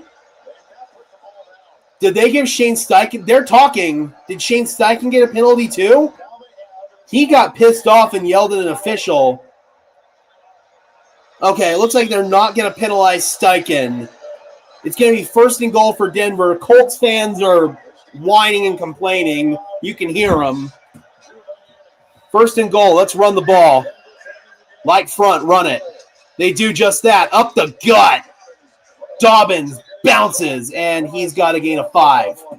Second and goal. Good play call right there. First and a long goal to go. Run the ball, set it up for a second and goal from, I believe, the 6. PS2's running it out on the sideline. Thank God. Thank God. Even if he's done for the rest of this game, I think we can survive. I'm just more worried about him long term. Second and goal. Rolling. Nix. Throw it away. Throw it out of the back of the end zone. Throw it. Oh, no! Incomplete. Okay, that was nearly a pick. Lucas Kroll's pointing out a flag. They're going to get Indy again. They're going to get Indy again. And it's Howard again. Dude, they are making Xavier Howard look like a fool out there. Howard gave up the touchdown to Marvin Mims, and now he's gotten 2 flags in this game. That's an easy call, too. Both super easy, obvious calls. Colts fans are going to be mad. They're going to complain, but that's about as clear and obvious as it gets right there. And now Denver gets another first down and goal, this time at the 3. Heavy front here for Indianapolis. They've got multiple down linemen. Nix fires, incomplete. Strong coverage there. Second and goal.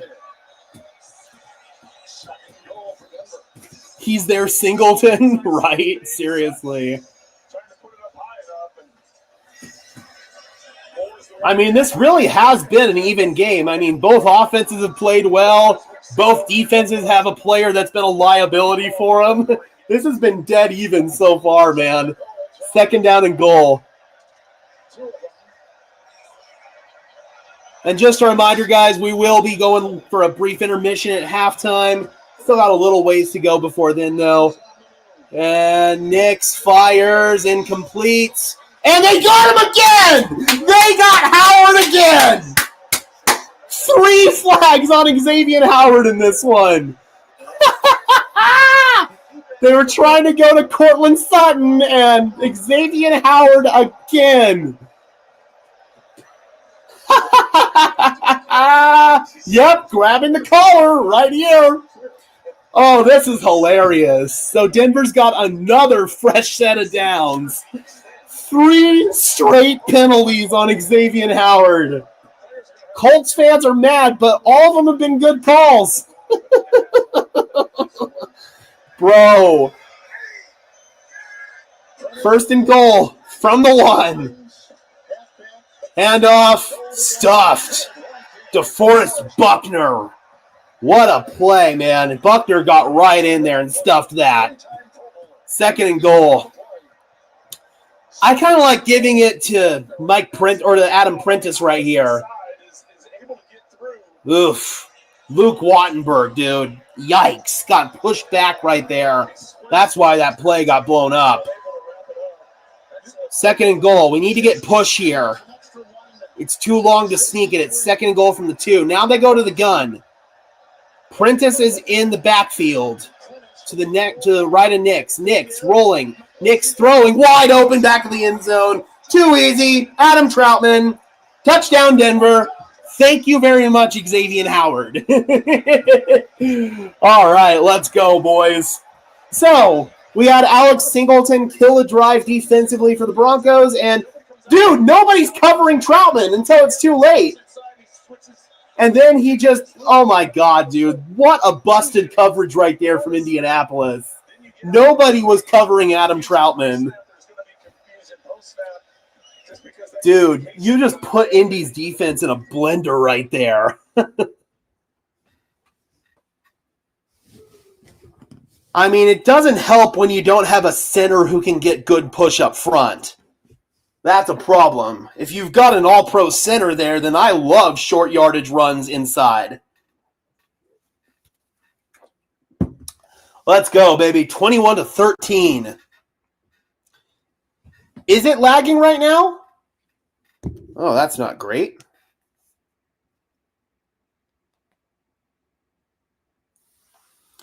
That formation shift and play design was legit. It really was, man. They didn't know who was who in the zoo right there. Indy's defense didn't. Yeah, because normally StreamYard would tell me if it was lagging. It's pretty good about telling me. And before we go to halftime, guys, I am going to disconnect for just 1 second so I can reset my internet. That way it doesn't crash while I'm away at halftime. So I will let you guys know when I'm going to do that, just so that way we don't have another drop at halftime again. I'm running off my mobile hotspot right now because my Wi-Fi card sucks. Here in the next few months, I would like to get a new laptop. I'd like to get one smaller because I'm starting to take them to the games.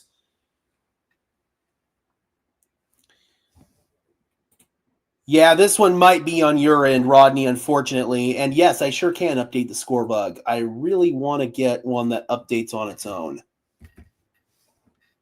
I will look into that for the next stream because, again, I'm using a different streaming program than I did last year. That way I can bring up comments and stuff like that. Chiefs up. Boo. Come on, Philly. Get your act together. We do not need Kansas City to win this game, man. If Kansas City goes 0-2, you go 0-2, your odds of going to the playoffs are not great. Both 3 touchdowns already. He always bounces back after a bad game. Indeed, man. That's what you love about him. He's a resilient MFer. That's the most by a rookie in NFL history. Today, 115 yards, 3 touchdown passes. With the Verizon halftime report coming up, JV. Well, I know I'm a little bit behind in terms of like the live game itself. That's to be expected. But it's a lot less than what it used to be because last year I used YouTube TV. This year I went out and got a pair of rabbit ears. That way there's no lag on that end. Bo's got that look in his eyes, man.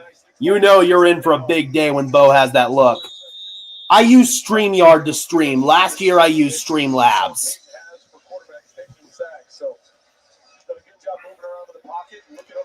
Will Lutz the kickoff. Anthony Gold fields it, and Gold lowers his shoulder and is tackled by P.J. Locke at the 24-yard line. Good to see P.J. making plays out there on special teams. Thank you so much, Robert. And indeed, Pat Surtain is back out there. Looks like they taped him up, and he's good to go. So Denver's had a couple of injury scares with their 2 best defensive players, and both times we've come away with good news. Thank God. And they're saying illegal formation on the Broncos on the kickoff. Are they going to make him re-kick? Oh, no, it was on the Colts. They said receiving team, not kicking team. Pat's back. He is back. They taped him up. Looks like he did get cleated, and he's all good to go. First down and 10. Pat Surtain covering, I believe, Pittman at the bottom. No, it's Pierce. Instead, they hand it off here to Taylor. They get good push up front there, and that's a gain of 5. Running behind the right guard, Mac Goncalves. Second down and 4. This is probably going to be the last play before the 2-minute warning. Got 33 people in the house. Thank you guys so much for tuning in. Really appreciate each and every single one of you. Second and 4. They're just outside their own 25. Hand off to Taylor. He's going nowhere. Might have lost a little bit. Zach Allen was there along with Jonathan Cooper. That's going to bring up a third down. Third down and 4. And unless they get up and quick snap it, this should take us to the 2-minute warning. They might try to hard count him here. Yep, that's what they do. That is the 2-minute warning. When we get back, Denver is going to face a third down and 4. Denver leads 21-13. It's been a great day offensively for the Broncos. Been able to take advantage of some bad penalties by the Colts. Thank you, Xavier Howard. Defensively, outside of the one drive where Alex Singleton gave up the wheel route to Jonathan Taylor, they've been really sound. They've been holding them to field goals. So really impressed with what I've seen on both sides of the ball, if I'm being honest. There are some plays that frustrate you a little bit in coverage on defense, but offensively, no complaints whatsoever. They've been fantastic. Watch out for Danny Dimes with a QB run, definitely. Even though he's not as dynamic of an athlete as Anthony Richardson, Daniel Jones still can run and he can pick up first downs with his legs. So that is one I would watch. Maybe the zone read there with him and Jonathan Taylor. I'd keep an eye on that. Singleton needs to strengthen up in this second half. I mean, at this point, the Broncos might have a decision to make on what they want to do at linebacker. I'd rest PS2 and give KAD some reps. If PS2 is good to go, he's going to go back out there. He's not going to let him sit. Even if the team wanted to sit him, he'd make so much noise about it. He just wouldn't let him do it.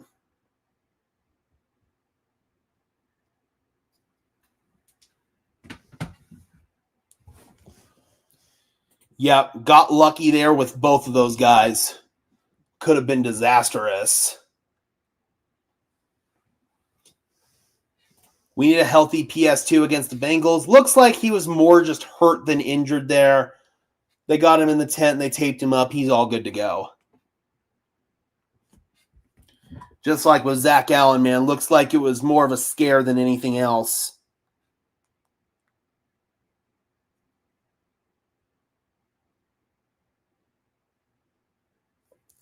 All right, let's go. Last 2 minutes of the first half.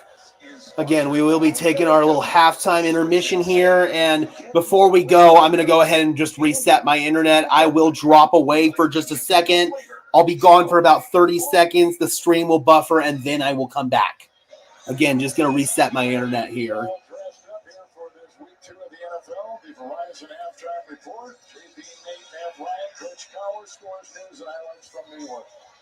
Yeah, Bengals somehow, some way, man. Thankfully, they've got a good backup quarterback, but if Burrow has to miss time, that could be devastating for him. And it could have implications for that Broncos game in Week 4 here in Denver. It's going to be third down and 3 here. Trips to the top of the screen. Jones working that hard count. They got to snap it now. Just got it away in time. Jones fires outside. That's Josh Downs working on Riley Moss on a crosser, but there is a flag down. And indications are it might be on Indianapolis. No, it's on Denver. It's on Jahdae Barron, illegal contact.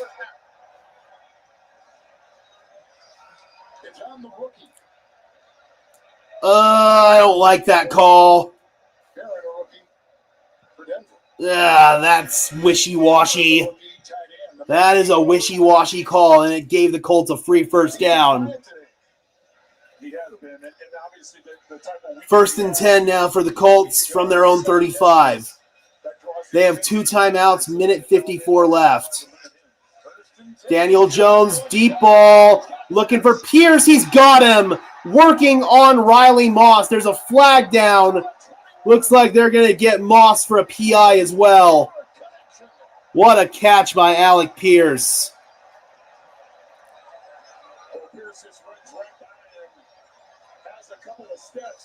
I don't like the PI call. What a catch.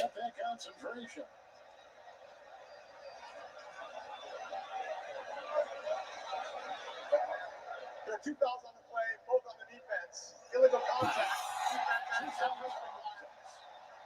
Pass interference, defense number 21. That is also declined. Result of the play. First down. Come on, man.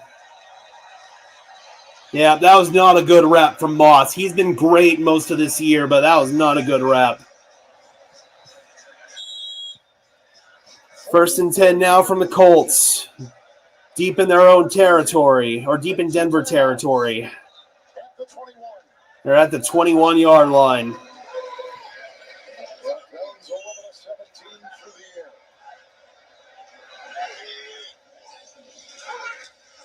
Fake Jones.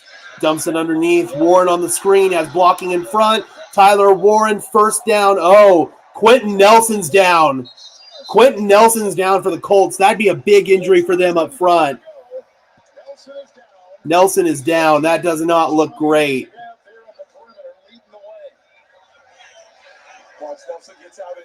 Yep. Perfectly called screen. Nelson was leading the way, and oh, man, he just goes down and grabs his knee right away. Maybe he took a little hit right there, but I don't think that was the injury. I think he got hurt on the contact before it.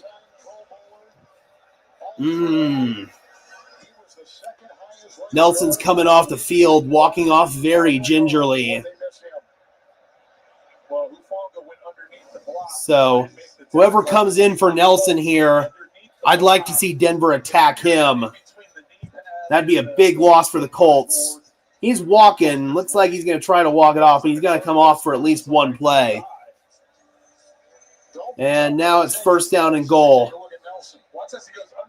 Yeah, he took a little hit right there to the knee from Hufanga.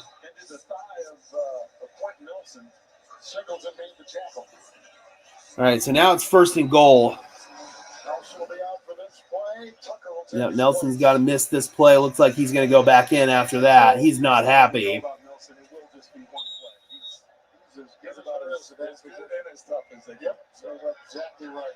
First down and goal now. Taylor the back is in.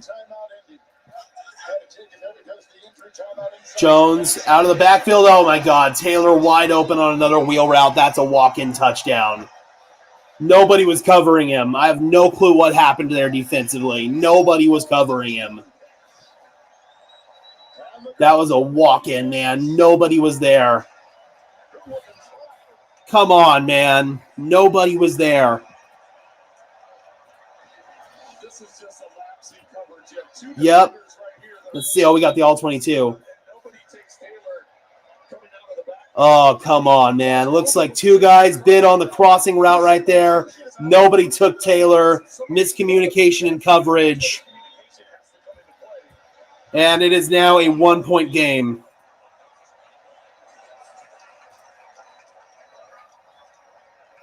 All right, Denver does have time to respond. They've got a minute 31, and they've got 3 timeouts.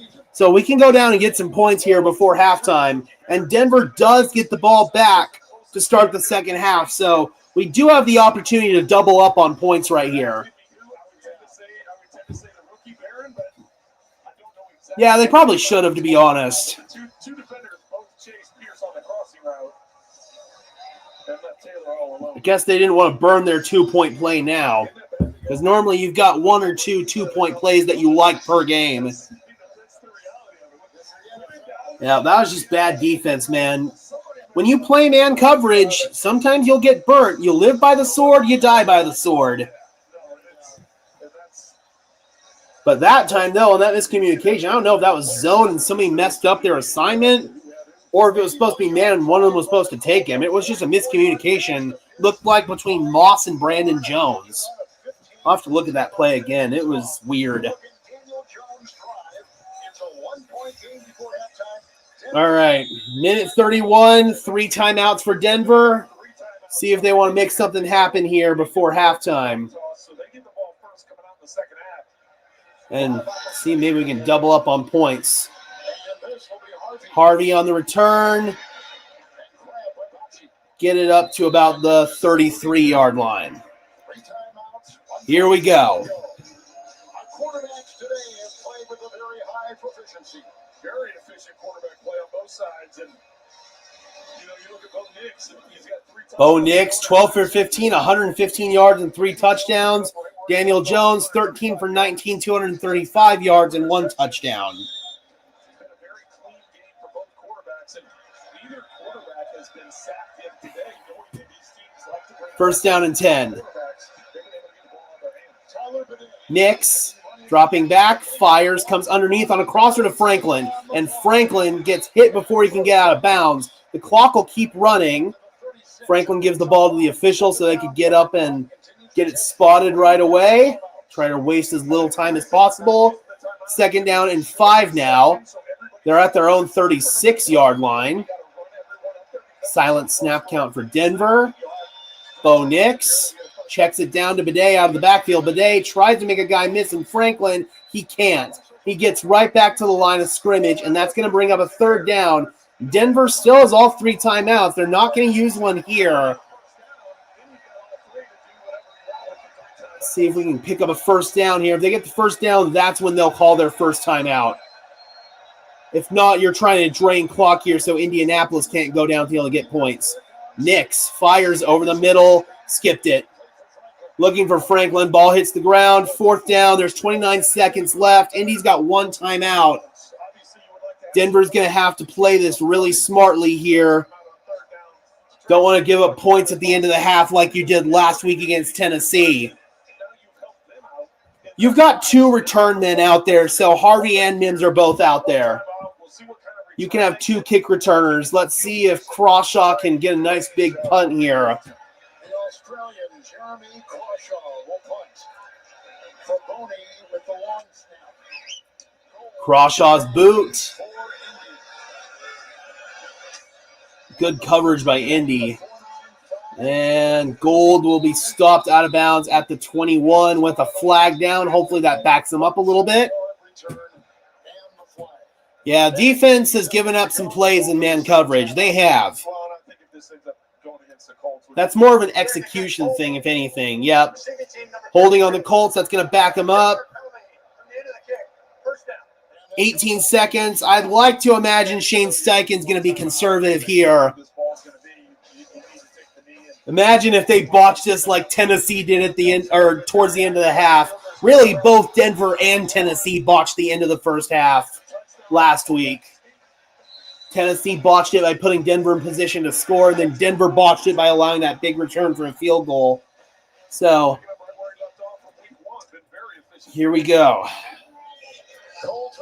See if this is just going to be a handoff here for Daniel Jones. They're backed up deep in their own territory. Yep, they're at their 7-yard line. That's exactly what's going to happen. They're going to hand this thing off to Taylor. Does Sean Payton want to use his timeouts? Nope. Looks like Sean's going to be content going to halftime with a 1-point lead. Denver gets the ball back to start the second half. All right, guys, here's what I'm going to do. I'm going to go ahead and disconnect from the stream for just a second so I can reset my mobile hotspot. You guys will see a buffer. I'll come right back, and then we're going to do our halftime intermission. So I am going to drop it right now.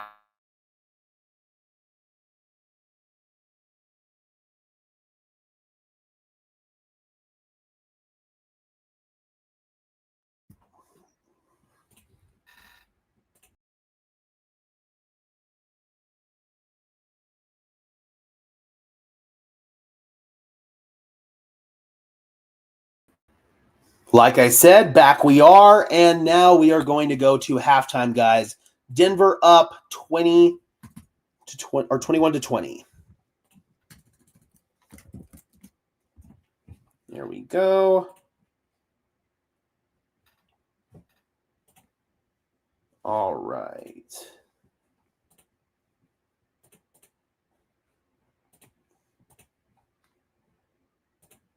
All right, halftime, guys.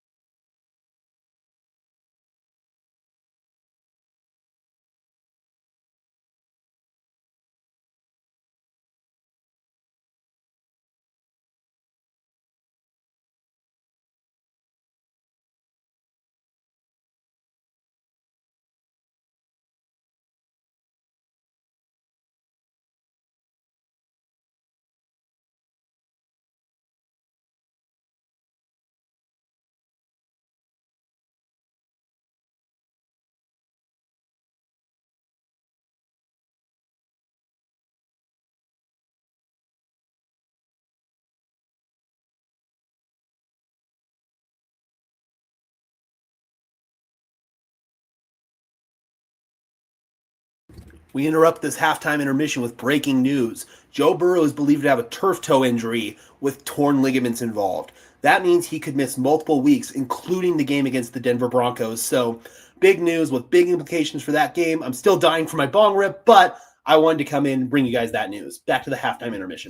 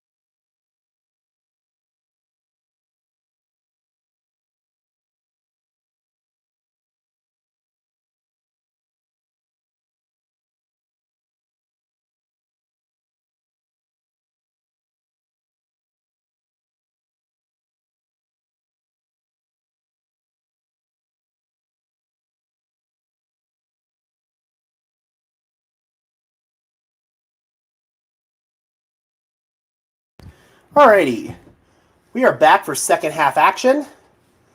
I made the aggressive decision to take a second bong rip and probably shouldn't have done that.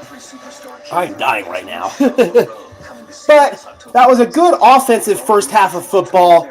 Bo Nix was in his bag, over 100 yards, 3 touchdowns. Run game looked really, really good. Defensively, gave up some big plays in man coverage, 2 rail routes. I mean, those are just unacceptable to Jonathan Taylor. One was Alex Singleton's fault. The other one looked like it was a miscommunication, but still, those are frustrating plays that you just can't have. And Indianapolis made this game a lot closer than it should be. Denver does get the ball to start the second half, though. What I'd like to see, if they go out there and score a touchdown, I want to see them go for 2. Make this a 9-point game. Make it a 2-score game. With the way that your defense is having issues right now, I'd kind of like them to put it where Indianapolis needs 2 scores to go ahead again. So, if you go down there and you score a touchdown, think about going for 2. You're up by 1 already, and even if you don't get the 2-pointer, you're still up by 7. Analytics will tell you to go for it. Any Madden player will tell you to go for it, so I think you should go for it. I don't think he's been a liability. He's had 1 bad play. He got cooked in man coverage, but outside of that, Riley Moss has done his job. He also prevented a big play as well, so do with that what you will. Ooh, man, I'm going to get my fan in here. It's hot.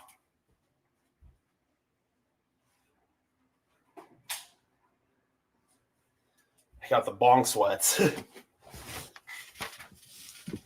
All right, so I guess they went to one more commercial break. As soon as they come out of that, we will be good to go for second half action, guys. Yeah, Moss is solid. Singleton's a liability concerning pass coverage. I agree. Big time. Hopefully Alex doesn't give up any more big plays in this one, but it's kind of a concern on every single drop back. Got to give credit where it's due, man. Daniel Jones and this Colts offense, they've played well. They've executed. I'd like to see Denver dial up some more pressure on Jones as well. Kind of feels like he's got too long to throw, so even if you have to start blitzing to get pressure, I'd rather do that than not get pressure at all. Kevin Harlan and Trent Green on the call. Always a treat to get to hear Kevin Harlan. But overall, man, Bo Nix has had the bounce-back day that we've been looking for. It's what he does, man. Hasn't taken a sack. I don't even know what the yardage is for Tyler Warren right now. I don't know where he's at. And did that. There's a flag here on the kickoff. Did it land short of the landing zone? Yep. And that's going to come out to the 40-yard line, so a big break for Denver to start off. Excellent field position. Shane Steichen not happy. So Denver gets favorable field position once again. They had one drive start off at the Indianapolis 39 after they went for it on 4th down and didn't get it. So, Quentin Nelson's good. All right, that's good news for Indianapolis. Now Denver starts this drive at their own 40-yard line. 1st down and 10. Back to the running game. Dobbins bounces off of a hit and gains 4 yards. Just stay ahead of the chains, man. You don't want to get in these 2nd and long, 3rd down and long situations, and so far Denver's done a good job of that. 34 people in the house. Thank you guys so much for watching this game with me. I really appreciate each and every single one of you. Denver, 3 penalties for 38 yards. Indianapolis, 7 penalties for 38 yards. 2nd down and 5. Mims goes in motion. Out of the pistol. Fake it. Throw it. Setting up the screen to Mims, and he's caught from behind. Great play by Nick Cross, the safety. Otherwise, Mims would have had a big-time gain right there. It's going to bring up a 3rd down and manageable, though. 3rd down and 4. We can live with this. Yeah, that sucks, JF. That was a really good screen call right there. That was just a really good defensive play by Nick Cross. They executed the play well. Denver did. It's just Indianapolis made a good play as well. 3rd down and 4. Nix looking. He's going to take off. Nix has the first down and more. Bo Nix slides down at the 36-yard line. There we go, Bosa. First down. Bo Nix can do that all day long. Doesn't like what he sees downfield, has an opening to take it himself, and says, thank you very much. I will take that all day long. Let's keep the chains moving. In Indianapolis territory at the 36-yard line outside. Pitch and catch to Cortland Sutton. He's got the catch, gain of 6 yards on the out route. Love it, baby. Love it, love it. That was a good screen call. That was a great play by Cross. They had the blocking for that. Cross just came in like a heat-seeking missile. I have no issue with that screen call. There was another one earlier that got blown up. It was a bubble, I want to say, and that was a problem. I'm further behind than I was before. 2nd and 4. Nix from the pocket fires open. First down. Got R.J. Harvey, and he makes a move down to the 14-yard line. Eagles forced a fumble. Nice. Love it. What's the score in that game right now?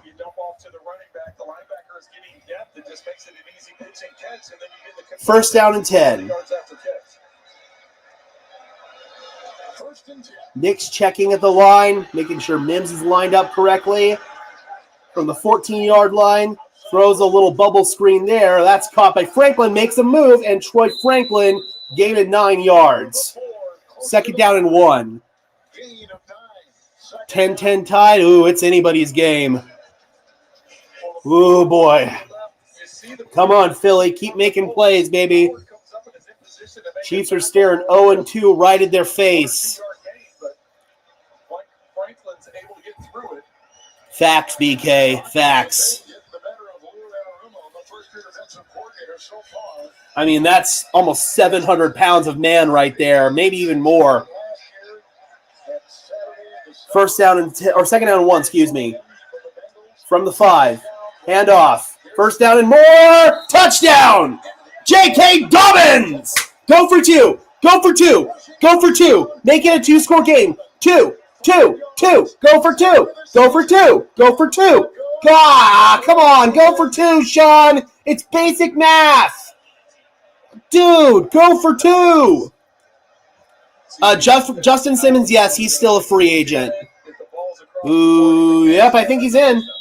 That is clean. I really wish we would go for 2, right? Like, I really wish we would go for 2, but Sean's not going to do that. Will Lutz is going to come in. Extra point, up and good. Still a 1-score game. Should have freaking gone for 2, Sean. Great drive. Great drive. But should have gone for 2. I don't think it's risky at all to go for 2 in that situation because if you don't get it, it's still a 7-point game. The difference between a 7-point game and an 8-point game really isn't that huge. It just means they're going to go for 2. Oh, we might have lagged a little bit. I might have to refresh.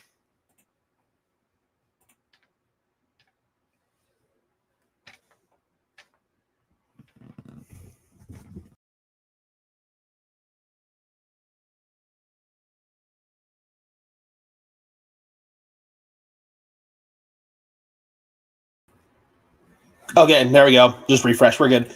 Came over from Perna's stream. I like supporting smaller creators, and I appreciate Gage's reporting. Wish your stream wasn't 2 minutes ahead of me. Sorry about that, JF, but thank you so much for the donation. I greatly appreciate you.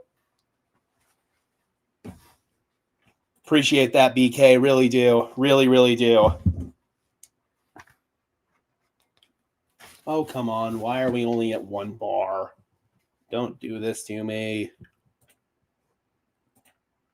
Oh, wait. Are we coming back? We got 2 bars now.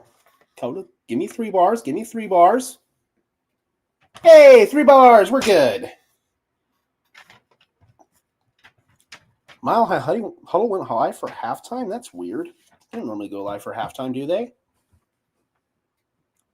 Yeah, thank you so much again, JF. Really appreciate it. Like BK says, like and comment for the algorithm. Help feed the pig, as I like to say. That's what the YouTube algorithm's like. It's like a pig that always wants to get fed. Got to fatten that baby up. Yep, looking really good so far. These are looking like two good football teams. Credit where it's due to Indianapolis, man. They are playing their ass off. So are the Broncos.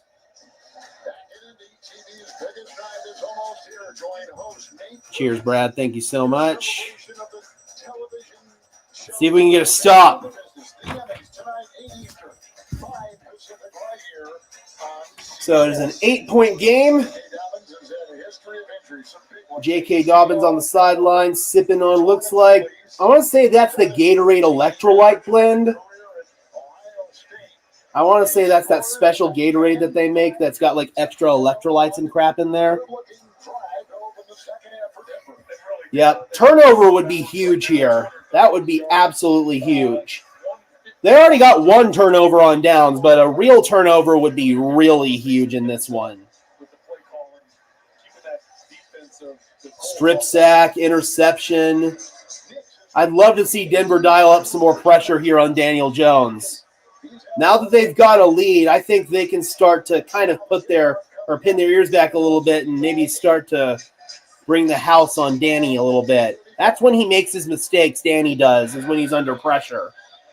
When he's got time to throw, he can make some good stuff happen like he's shown today. Oh, man, Ashton Doolin almost broke one free. I'm getting a little concerned here about kickoff coverage. We've given up some big returns on kickoff coverage, and they almost broke another one free right there. Oh, man. Cardinals open up a can on freaking Carolina, 27-3. Yikes. Yeah, I got to say, this season so far, special teams has been disappointing. So now Indianapolis gets favorable field position. They're starting this drive at their own 40, just like Denver did on their last drive. Rolling it out. Daniel Jones fires. Open man in the flat is Tyler Warren. Makes Sternad miss, makes Singleton miss, and is finally tackled after a big gain. 15 yards, first down. Devontae Smith hurt? Oh, that's not good. Dude, I miss Mike Westhoff so bad. I want him back. Unfortunately, his health isn't going to allow it, but I would have loved to have kept Mike Westhoff. Dude's a sorcerer. Even though Ben Kotwika held the title of special teams coordinator, it was Mike Westhoff running the show. 45-yard line now of Denver. Empty formation for Indianapolis. Taylor at the top of the screen. Jones, it's a three-man rush. They don't get home. Jones tries to make a guy miss, and he's caught by a lace after a gain of a couple. Good ankle tackle there by the Broncos. I didn't see who got him. Maybe it was Benito. Benito's not happy about something. Damn it! Come on! Who'd they get for illegal contact? They didn't call a number. Why do you have Jonathan Cooper in drop coverage? That's definitely a good call, but that's not a situation Coop should be in. Why do you have him in drop coverage, dude? That doesn't make any sense. So now it's a first down and 10 all the way at the freaking Denver 38. Play action, Jones fires, catch, working on Surtain. Michael Pittman, another first down to the 25-yard line. Pat Surtain, he's had tight coverage, but he's still giving up completions. Good effort there by Pittman, but that's just a tough one, man. There's not much Surtain can do on that. That's just a good throw, good catch. Oh, he did get a hand on it. He did get a hand on it, and Pittman still caught it.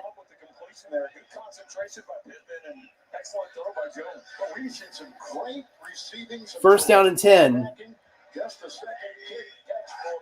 From the 26-yard line of Denver, Jones fires, catch, Pittman underneath, forced out of bounds at the 20-yard line. Second down. Yep, I agree. No pressure whatsoever. Denver's getting their ass kicked in the trenches. defenses. Well, it's been an interesting game plan. I mean, a week ago, Pick up 6 on that last play. 2nd down and 4. and last year he was the defensive player of the year. Normally, Denver gets pressure with a 4-man rush. Today, they're not. They continue to go after him, and he hasn't given up any substantial yardage. But most teams, I don't know if VJ is maybe holding something for later in the game, but I'd like to see them attack here and blitz. Jones comes underneath, dropped, thank God. Michael Pittman might have been tipped, but Pittman had a step there on Hufanga on a crosser. But I could be wrong. Well, we'll have to take a look at it again. yeah, I'm not so sure it got tipped. I just think Nope, didn't get tipped. in there. Sometimes Just a drop right there from Pittman. Trying to give him yards after a catch, you just try to ease off it a little bit, see how the ball died. I disagree with this being a schematic issue. This is more of an execution issue. Who knows what's going to happen? And again, it's what happens when you play this style of defense. You're going to live by the sword. You're going to die by the sword. 3rd down and 4. Jones hits the bottom of his drop. Oh, complete. Outside route. Josh Downs working on Jaquan McMillan. 1st down. They motioned Downs, and he was on the run as the snap happened. It's a tough play for man coverage right there. Jaquan doesn't have the leverage on it, and that's an easy pitch and catch. But again, Daniel Jones, too much time to get that throw off. You've got to make him uncomfortable. 1st down and 10. Handoff. Taylor. Driving forward. Taylor spinning close to the 1st down. Give him 9. And a whistle. 2nd down and 1.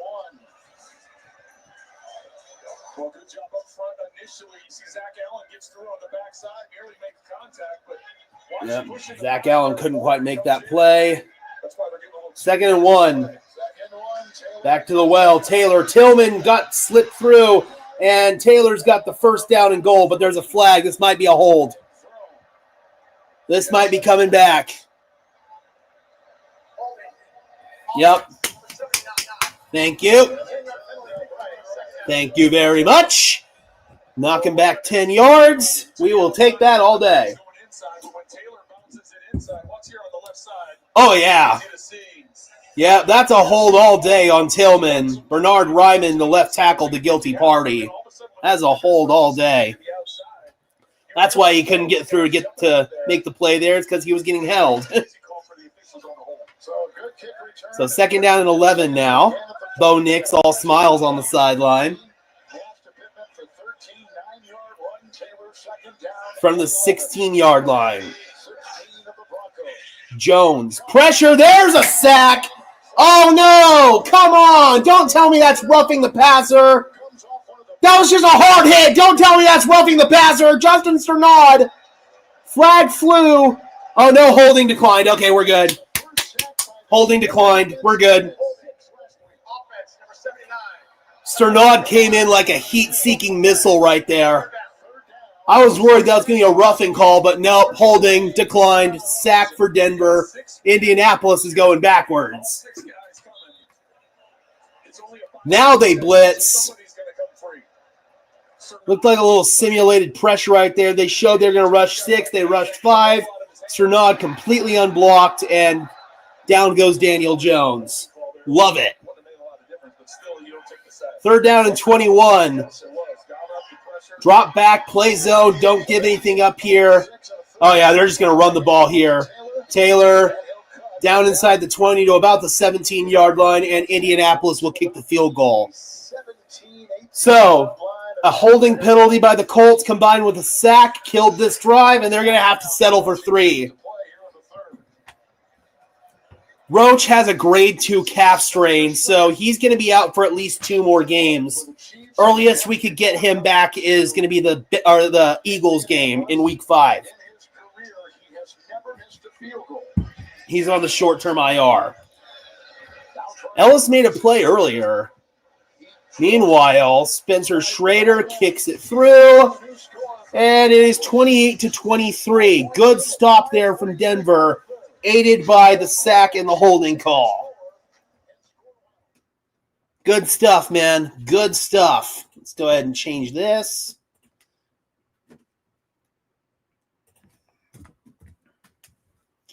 And, of course, my camera is not focusing right now.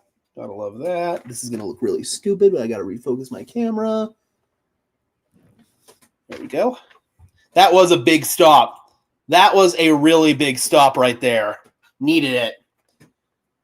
Obviously, the holding call definitely helped you out right there. Yep, touchdown would be huge here, obviously.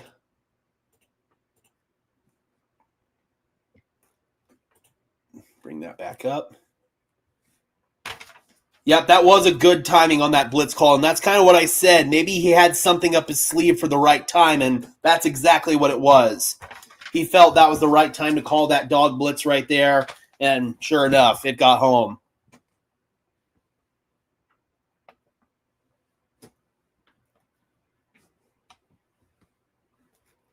This was a great test for the D-line. The Colts are a good O-line. Yep, absolutely. Now, if we score, it's a 2-possession game, which would be absolutely huge. So, yeah, man, if we can go and get a touchdown here, that would be fantastic.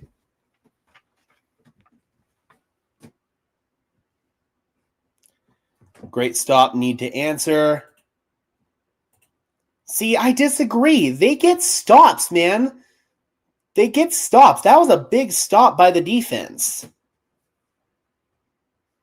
Defenses will give up big plays, but this defense is able to rally in the red zone where it matters most.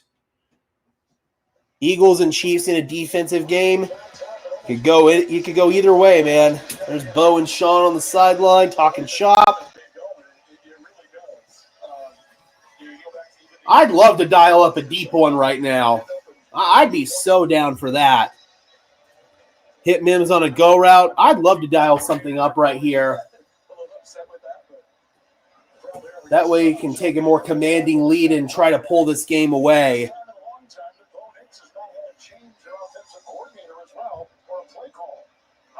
And he's not going to have that change either unless Sean Payton, something happens to him.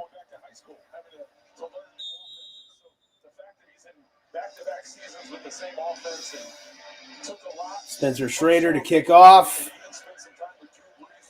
And it's going to be Mims this time on the return. And Marvin Mims, he's going to be across the 30-yard line, met at the 34. And that is where Denver will begin.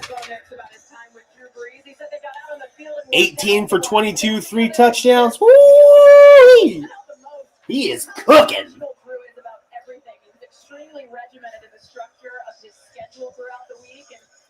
He could have been quick with me, but he had an entire list to cover. He was extremely thorough. 5.5 minutes left to play in the third quarter. Starting off at the 35-yard line, 2 receivers to the left. Now they bring Franklin on a motion to the right. Snap it while he's in motion. Bo's rolling. Bo's looking. Bo's throwing across the grain, incomplete. Threw it at the feet of Harvey. Didn't like what he had. 2nd down and 10. He's cooking, but not enough food yet. Fair enough. Oh, hey. Hunter Renfrow sighting there in Arizona with the Carolina Panthers. But Cardinals still whooping up on the Panthers right now. 2nd down and 10. Back to the run game. Bo's killing it at the line. Toss play. It's Harvey. Can he turn the corner? No, he cannot. Gets to the line of scrimmage.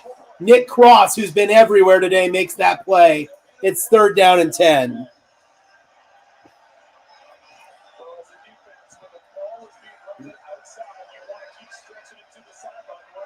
Yep, so call a rollout play and then a toss play. Now you're backed up to a 3rd down and 10. Don't force anything, Bo. If it's not there, check it down, punt it away. And a flag for a false start. Come on, man.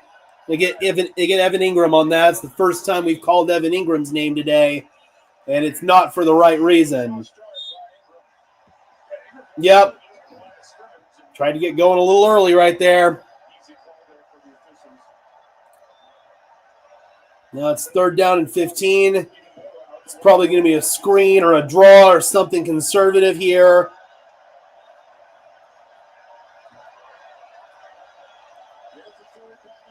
Nix, it is indeed a screen. It's Tyler Bidet. Bidet turns the corner. He's got the first down. Let's go. What a conversion on 3rd down and 15. Beautifully timed screen there from Sean. Great blocking up front. And we get a big first down right there. Oh, that was huge. What a call, man. What a call. Great block from Miners and Sutton up front. And that sprung it free. Good stuff, man. And they keep it back on the ground with Tyler Bidet. Gain of 3. 2nd down. That was such a huge conversion, guys. I can't even begin to tell you how big that was. 2nd and 7. 3 minutes 45 and counting in the 3rd quarter. 42 people in the house. Thank you guys so much. I formation, 2nd and 7. Fake it. Bo rolling. Bo's going to run, and Bo weaves his way out of bounds. Gain of 3, 3rd down and 5. Or 3rd down and 4, excuse me. I take back what I said about screens. All right, 3rd down and manageable here.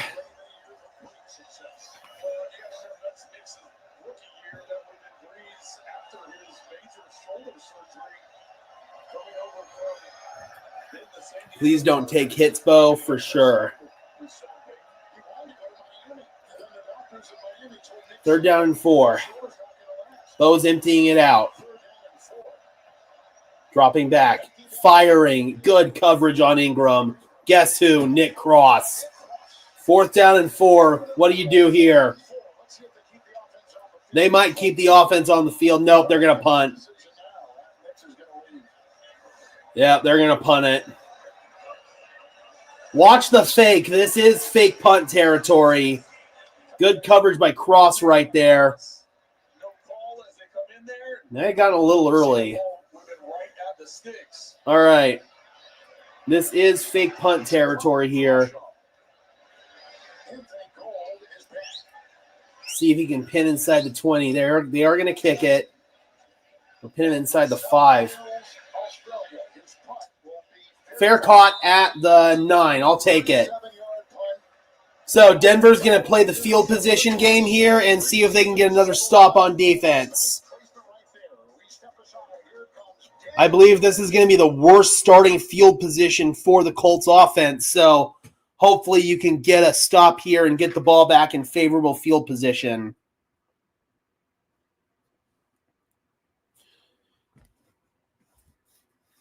Hopefully your defense can get a stop, man. That was a good punt by Crawshaw.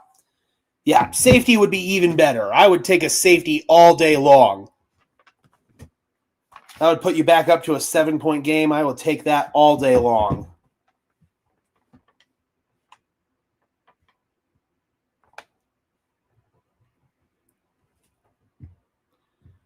So Justin Fields, he went down with a concussion today. You have Joe Burrow, who went down with a toe injury. So a couple of quarterback injuries in the league today.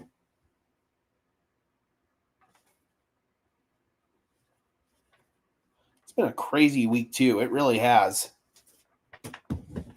Man, why am I getting only 1 bar here? Come on.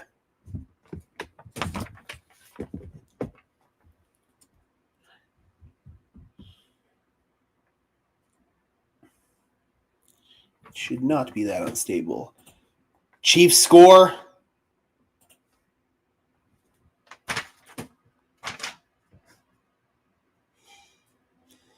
A pick six or a Nick Benito strip sack would be sweet indeed. Yeah, if he's out multiple weeks, then he's definitely not playing in that Week 4 game. That's a huge loss for Cincinnati.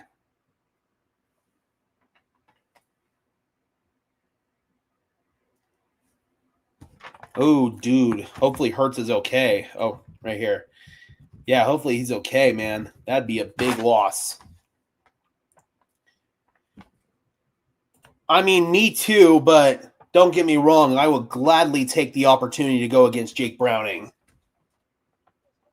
After the last third down, Sean Payton asking Bo Nix a question, he gives him an answer and walks away, and then it's like, wait, I want to get more of an explanation. So this is, you know, we saw Sean and Bo a little heated on the sideline again. They're just discussing, and you can see it's just the heat of the moment, competitive nature, man. You want to know the reason why.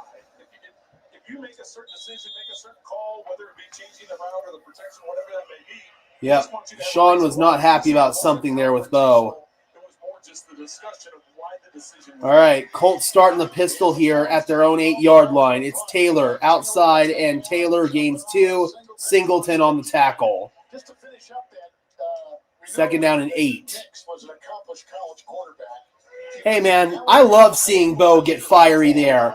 So you got Russell Wilson who just look down at the ground and be all passive about it. I love seeing that passion from Bo. It means he loves the game. We talked to him the other day about playing a lot of college football. He says it's only helped me prepare better. Second down and 8. Yes, 2 type A's for sure. Jones fires, caught, coming back to the football is Alec Pierce, and that's going to bring up a third down and manageable for Indianapolis. Gain of 5. Yeah, Russ would just have that blank stare whenever Sean would yell at him. Sean wants you to give it back to him, man. That first time that Bo did it last year against the Raiders, that's when Sean knew he had his guy at quarterback. Third down and 2 now for Indianapolis. From their own 14-yard line, Daniel Jones fires and has another completion. Pat Surtain's been getting picked on a little bit. This time it was on Tyler Warren. Warren with the catch and another first down. Denver's just not executing well in man coverage, and that includes your best player. And even if Pat's hurt, I don't care. I don't expect him to give up those completions. First down and 10 from the 25-yard line. And that's a false start. Daniel Jones tried to go a hard count, and that's not going to work. Back him up 5 yards. Yeah, even if PS2 is hurt, he's not going to make that an excuse, and I'm not going to make that an excuse for him.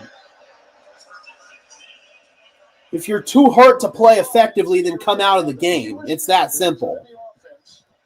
Exactly. We expect perfection, especially from him. Yeah, defense is a little leaky. They're getting beaten, man. They really are. They've had a couple bad plays in zone. Most of these plays have come in man. And that's not good. Give a big hole right there for Jonathan Taylor. Gets it all the way to the 30-yard line. Picks up 10. Ay, caramba, brother. Give up a 10-yard run on 1st and 15. Can't have that. Well, the Broncos came on a quarter blitz there. Surtain coming off the edge, and really the way it was kicked out. So now it's 2nd and 5 from the 30. Some pressure would be nice right about now. Another sack would be huge. Jones working that hard count again. They're just going to take this to the quarter. All right. End of the third quarter. Broncos are nursing a 5-point lead, having some issues on the defensive side of the ball, though. Tried to play the field position game there, and Indy's been able to move the ball. Even Pat Surtain, man, has had a rough game today. What did Kyler do? Apparently something good.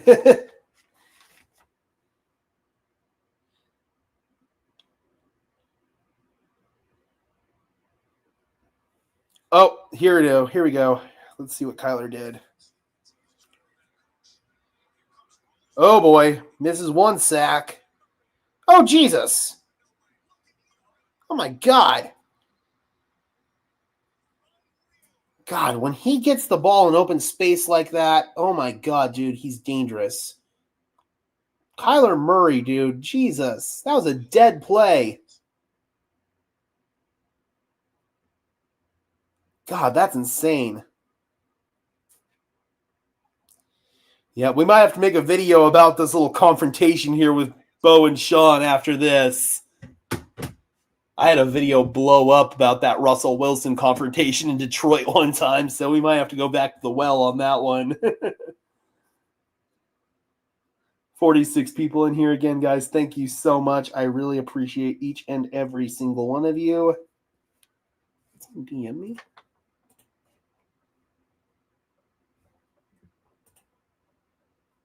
That's weird.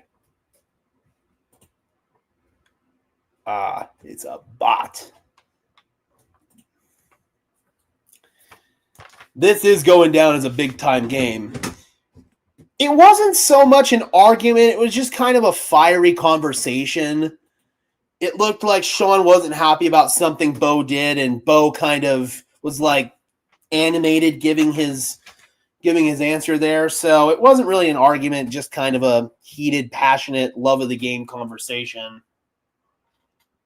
They both demand perfection out of each other, man.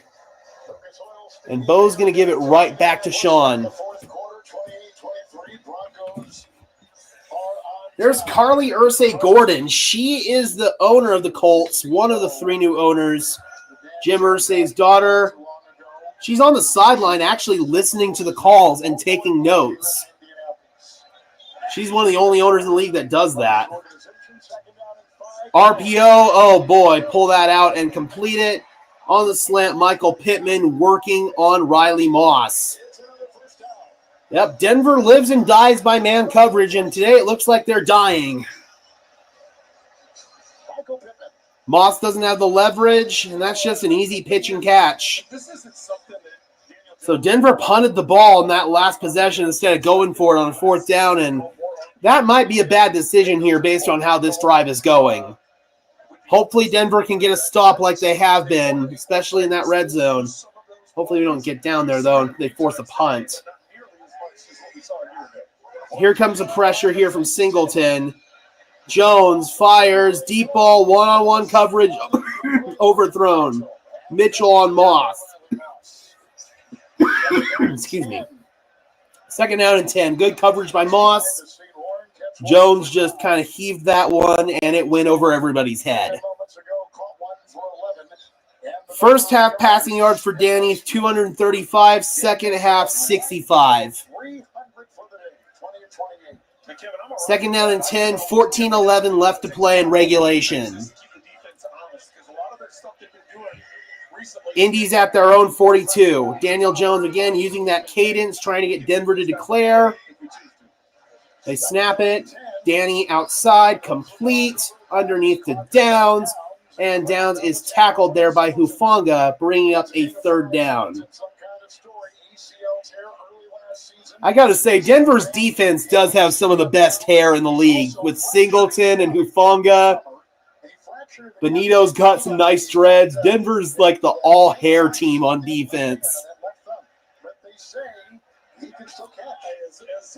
Yep, Singleton, he re-broke that thumb against the Titans, but he's playing with it wrapped up in a cast. It's not a hard cast, so he can still probably catch on an interception.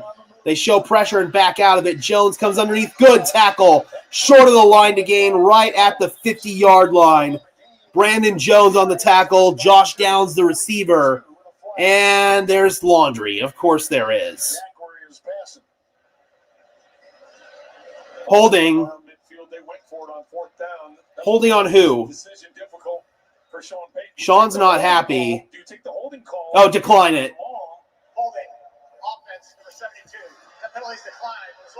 Yeah, they don't want to give him 3rd down again. They want to give him another 4th down. It's going to be 4th down and short here near midfield, so I imagine Indianapolis is going to go for this.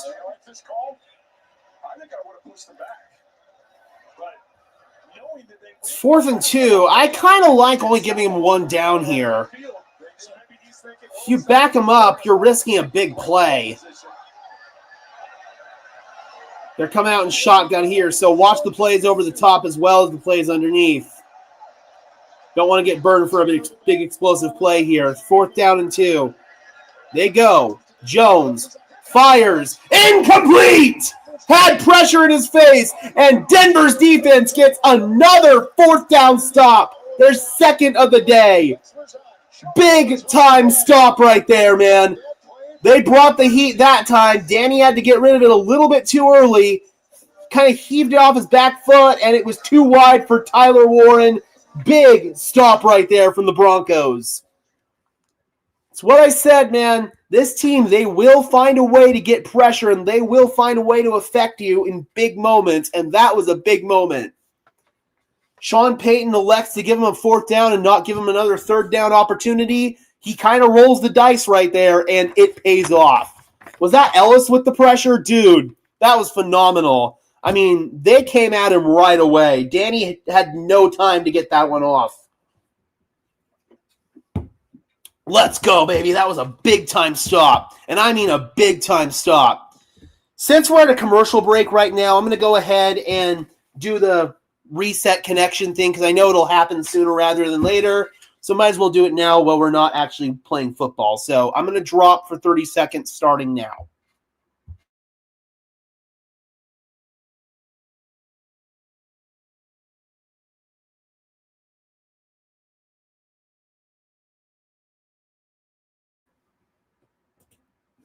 Got to reload.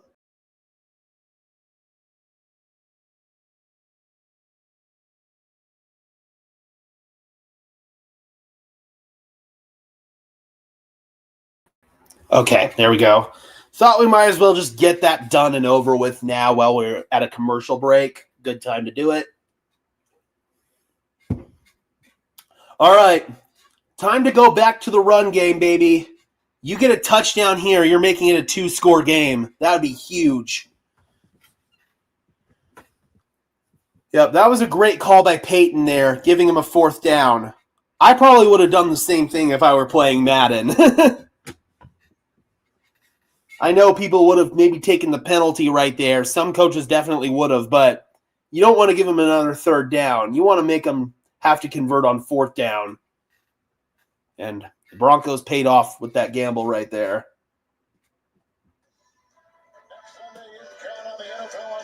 Next Sunday, we will be right back here in the studio. It is another road game. They are playing against the Chargers, and then Monday Night Football back at the stadium, bringing in-person coverage pregame and postgame.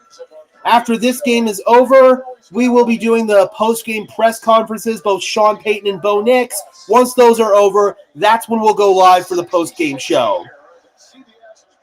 1st down and 10 now. Nix in the gun. Fake it. Nix rolling to his right. Nix throws it out of bounds. I don't know if I like that call. I would have run the ball on 1st down. That stops the clock as well. And there's a flag.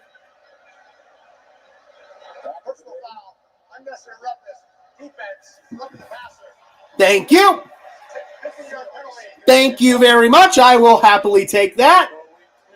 Tyquan Lewis, the guilty party for Indianapolis, both threw it away, and Lewis, friendly little shove out of bounds. Kind of a weak sauce call in my opinion, but I will take it all day long. Thank you very much. I mean, that kind of was a call that Patrick Mahomes gets, but I will happily take it. If that were Patrick Mahomes getting that call, I wouldn't be happy, but if it's my quarterback, I'm totally happy. Meanwhile, Bo has to throw it really quickly to J.K. Dobbins on the check down. He was under pressure, and Dobbins was able to make a big play there, getting 8 or 9 yards. Yeah. I mean, that was a kind of ticky-tack call, but I will happily take it. 2nd down and 1 after that check down there to Dobbins. Good job by Bo getting that one off. I thought he had to throw it away, but found a guy late and turned it into a positive play. Good stuff. 3 touchdowns for Bo Nix on the day, 179 passing yards, 20 for 26. Night and day from last week. Hand off to Dobbins. That's going nowhere. No push up front.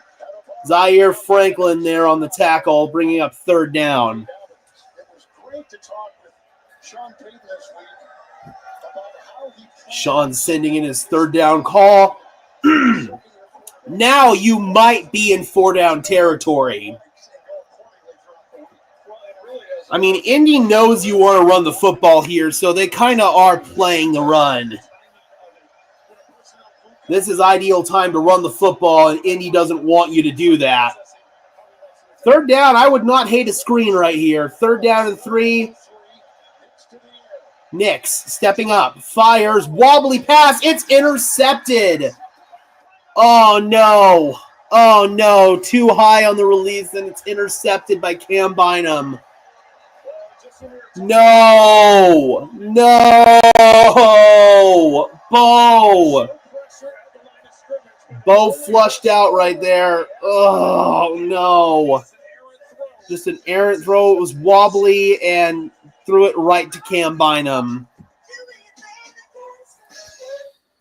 Oh, man. The good news is Indy's backed up deep in their own territory, but the bad news right there, oh, man, that was just a bad throw. I'll have to see if that was a tip. I don't think it was. I just think that was a bad throw. Oh, Bo. Dude, come on. And that just cost Denver at least 3 points. Damn it, Bo. Come on. That was such a bad throw.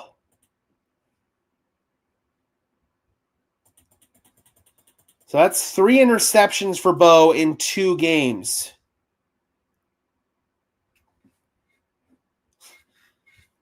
Ugh. Oh, God, dude. Why? That's just brutal. That is just absolutely brutal.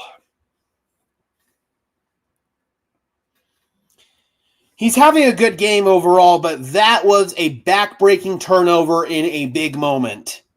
That was like the worst possible timing for that turnover. Yep, the footwork let him down on that one, I feel like. It looked like he was just off platform. What's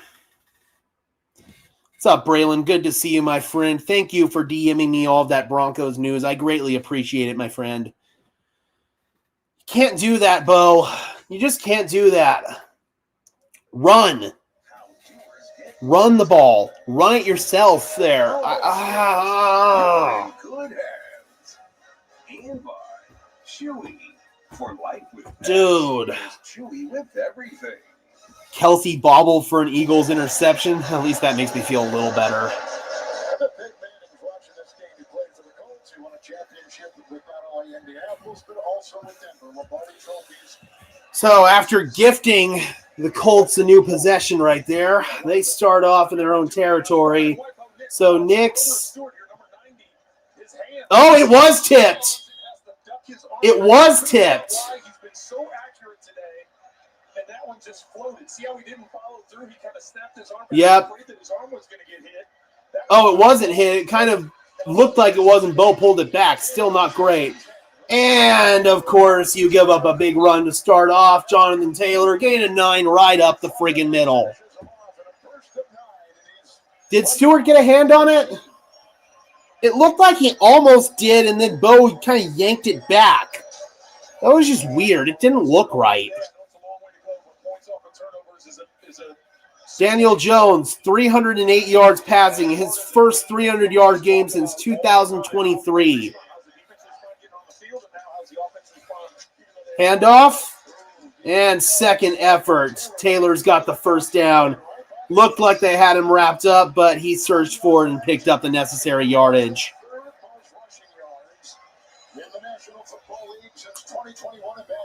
This could be the drive that breaks you. You've got to get a stop again, man. That was just a bad turnover.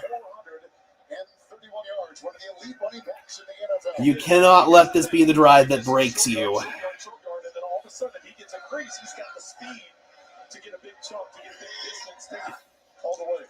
First down, handoff, and a broken tackle from Taylor. Missed from DJ Jones. Taylor's gone. He's out. He's gone. 30, 20, 10, inside the 15 to the 12. 69 yards. Brother.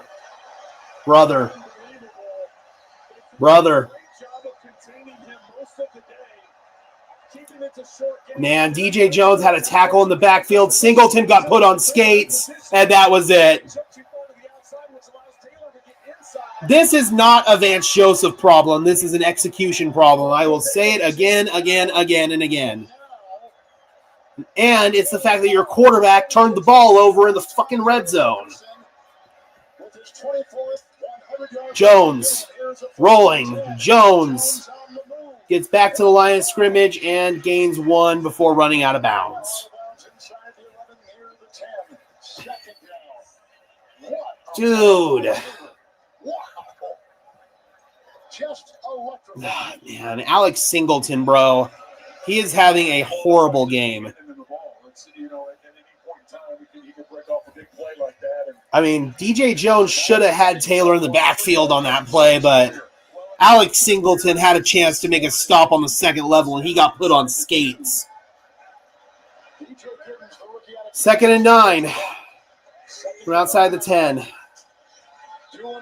Fake it. Jones dumps it off. Tipped in the air. Incomplete. PJ Locke, who's in the game, with a big hit right there.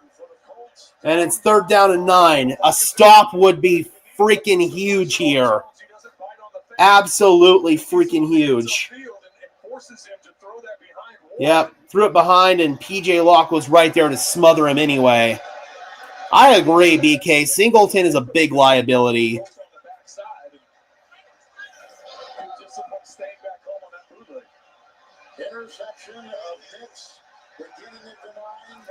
Third down and 8.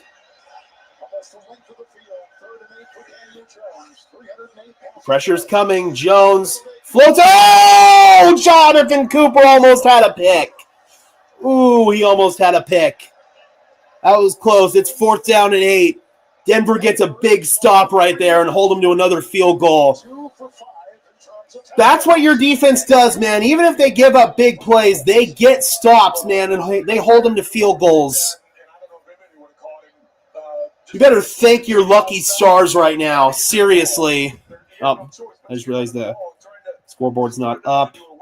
That score's about to change in a second here. 28-yard try. Spencer Schrader knocks it right through. And it is now 28-26. Denver's D comes up with a freaking huge stop right there. That was a huge stop, man. Huge. Holding them to only 3 points after that freaking big run from Taylor. I didn't see who caught Taylor on that. I think it was Surtain. Whoever it was saved a touchdown right there. If Denver comes away with a win today, we're going to be looking at that play as the reason why. That was such a huge stop. But we got to have a talk about Alex Singleton. I already know I'm going to be making an Alex Singleton video today. I think we need to think about benching Alex Singleton. I agree, Jones is having a rough game as well. I would definitely agree with that assessment. But Alex Singleton has been your worst player pretty much the whole game. On both sides of the ball, he has been your worst player. And people don't want to talk about this. He was terrible in 2023. One of the worst starting linebackers in the league. He racks up volume tackles, but a lot of them are after he's already given up a big gain on the play. I'm sorry, man. I've never been a big fan of Singleton as a starting linebacker. I liked him when he was a reserve special teams guy here. But Alex Singleton, he's just not good. He's not good. This game proves that Denver desperately needs Dre Greenlaw back. Desperately. Oh, God, man. Singleton. He is, and I'd think about giving him a call at this point.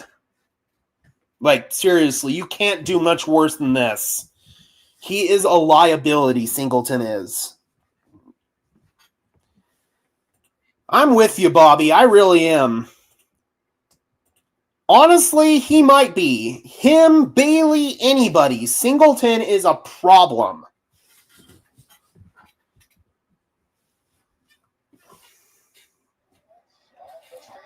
But again, man, that was a big stop. A big-time stop right there.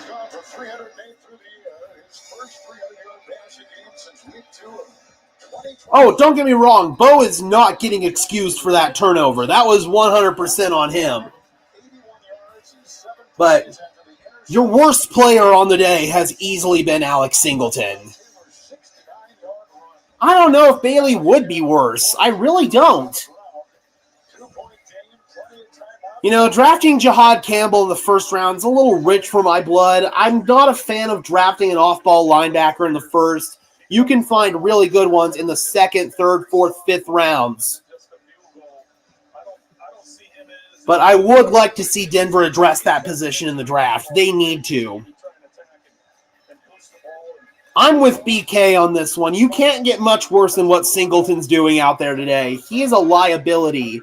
Ooh, your kick returners almost ran into each other. It's Harvey who takes it. Harvey almost had a seam right there. Gets it past the 35 to the 36. Big drive here for Denver. You get a touchdown and kick the extra point. It's a two-score game. Can't turn the football over, man. You cannot turn the football over again. Goldfish brain, Bo. Flush it. You can't let this snowball on you. Honestly, Braylon, I didn't think Cody Barton was very good either. Denver just hasn't had elite players at that position in a long time.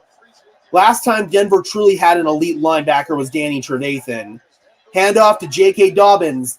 Shake and bake. Dobbins lowering his shoulder to the 43, I believe. Gain of 8.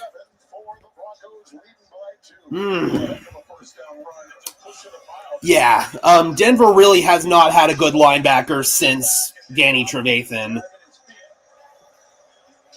Alexander Johnson was okay. I liked Alexander Johnson when he was here. And Josie Jewell was decent enough. But outside of that, 2nd and 3. Go back to the well with the run game. Dobbins. Squirting forward, gain of 2, and that's going to bring up a 3rd down and 1. I'd like a quarterback sneak here, please. You're not going up against T'Vondre Sweat anymore. Should be able to get a QB sneak. We are lucky the Colts didn't get 7. That was a big stop. But this is a big 3rd and 1 right here. Less than 7.5 to play in the ball game.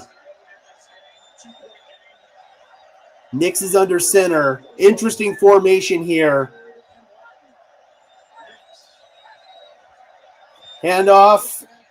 Second effort. They got the 1st down. Looks like Tyler Bidet. He was the up man on that one, or actually it was Dobbins. They had an interesting formation where they had 3 guys in the backfield. Dobbins on the right gets it. Bo, did try that hard count. And they pick it up. Good stuff. All right, 1st and 10. Might have a good look for a run here. Bo's changing the play. Looks like a light front from Indy. They're showing pressure. Oh, that looks like encroachment. No flag. Broken play. Nix is just going to go down. Where's the flag? What? They thought that was a dead play. That's bull. They didn't throw a flag.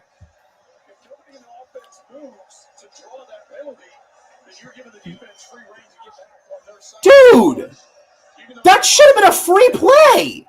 What the fuck?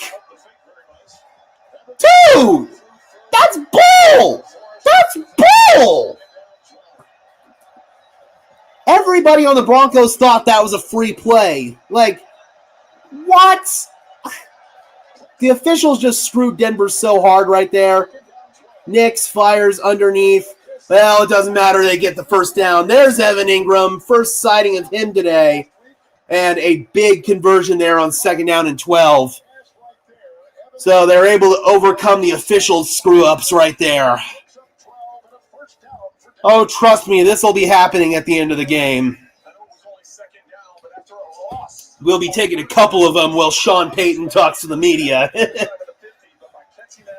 Big catch and run right there from Evan Ingram. Puts you in Indianapolis territory now at the 43. Touchdown and an extra point will put you away. Oh, there we go. J.K. Dobbins still going. Bynum catches him at the 30.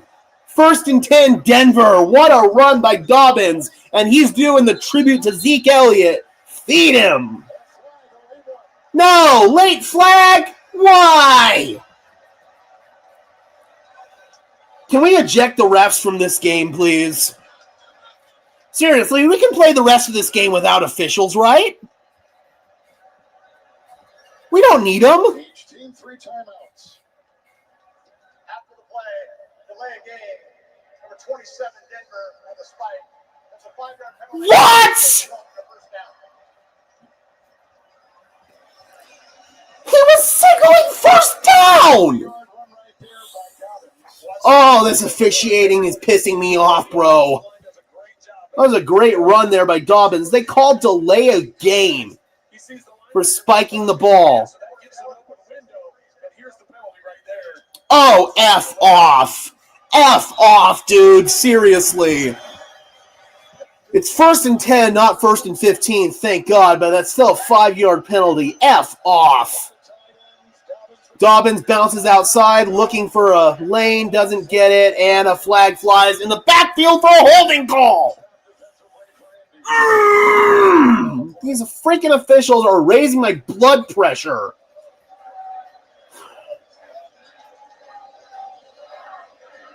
Oh, it's a face mask on Denver? Yep.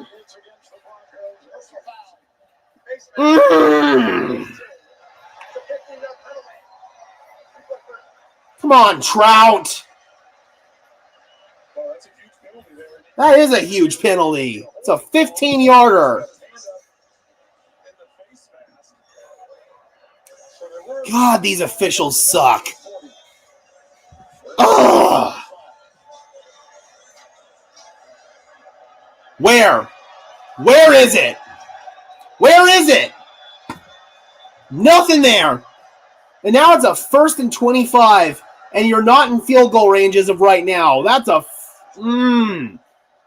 God. Handoff, gain of 2. Harvey.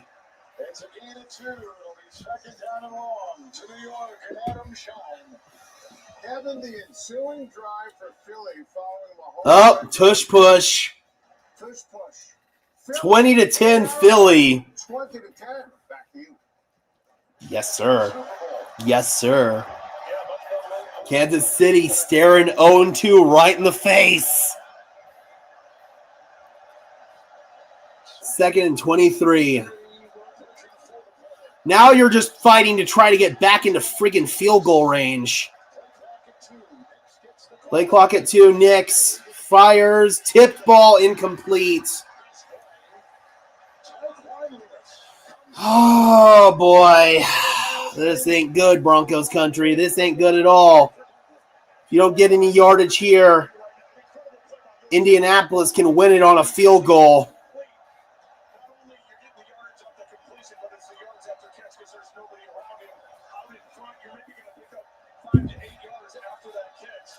Penalties, penalties, penalties, penalties.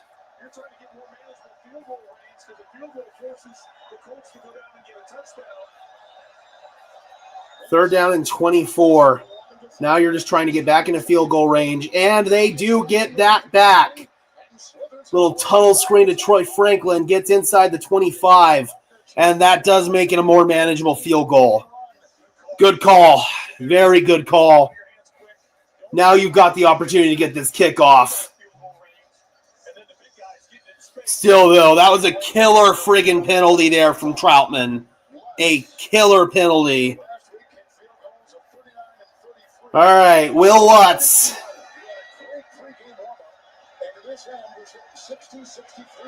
Kick is up, and it's no good. He doinked it. Come on. Oh, my God. Oh, my God, dude. Come on, Lutz. Oh, he doinked it off the right upright.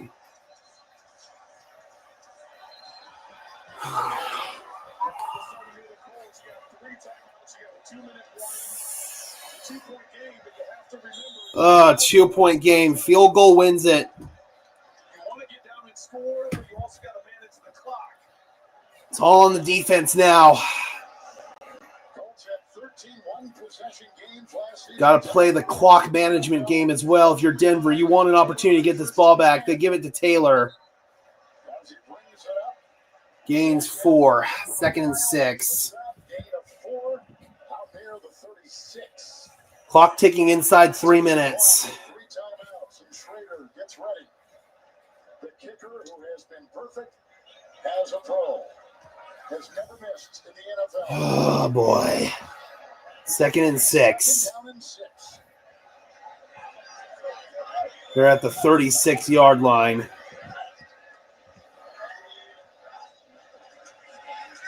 Taylor again. Taylor lowering his shoulder, 1st down and more. Jonathan Taylor inside the 40. Gain of 10. This isn't good. This is not good. Denver's going to have to start thinking about using their timeouts here pretty soon. Indy can take this all the way down to the 2-minute warning if they want to. Oh, this isn't good. He's going to change things up. He's not just going to go 4-man and drop linebackers. At some point in time, he's going to dial some pressure up, and they're going to let this go to the 2-minute warning. That's going to take us to the 2-minute warning. Oh, man. I'm not feeling good. That Bo Nix interception flipped everything. It really did. Penalties didn't help. Don't get me wrong. The penalties did not help. But, and the defensive play didn't help either. But that freaking interception flipped the game. It really did. Oh, it's frustrating, man. It's so frustrating. Denver may have 3 timeouts left. That's the good news here. It's the only saving grace, quite frankly. And Indy still needs to get into field goal range, but this ain't good. This ain't good at all.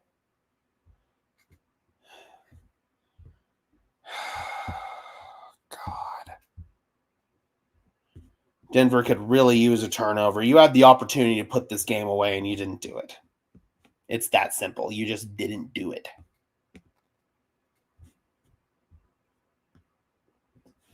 It's frustrating. That is really frustrating, man. And again, it's that interception that freaking flipped the game.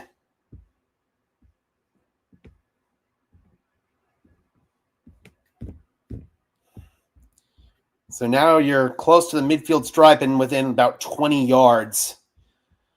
Oh, trust me, Alex Singleton is going to get ripped a new one.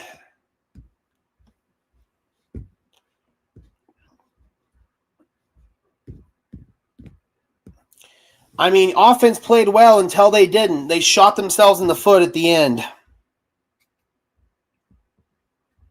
They played well until they didn't.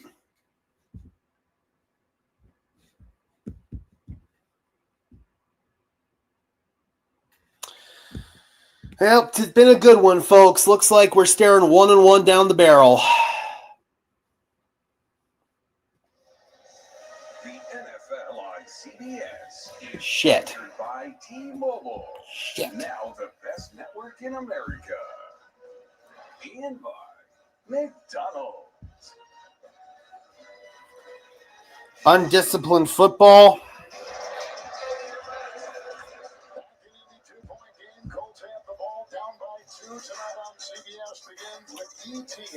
I'm so mad, dude. I'm so mad. Award, hosted by Nate Defense needs to make some plays. on CBS. Schrader warming up. All right, we're inside the 2-minute warning now. Indy's about 15 yards away. Four last week has never missed in his NFL career. First and 10. They're going to run it with Taylor, and Taylor fights and gets 5. Denver's going to call timeout. Gain of 4. And the clock is at 1:53 with the timeout.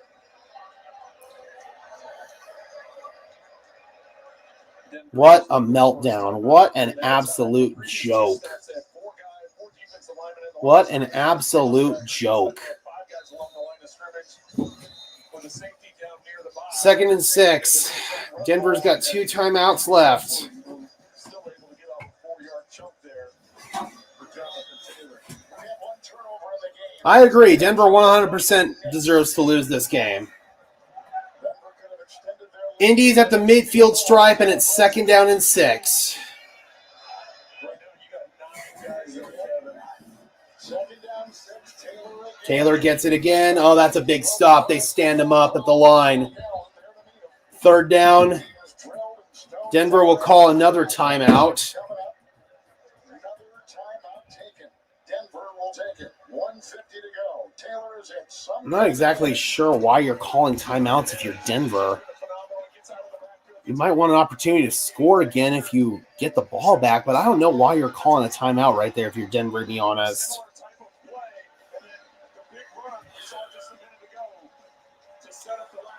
All right, big 3rd down, boys.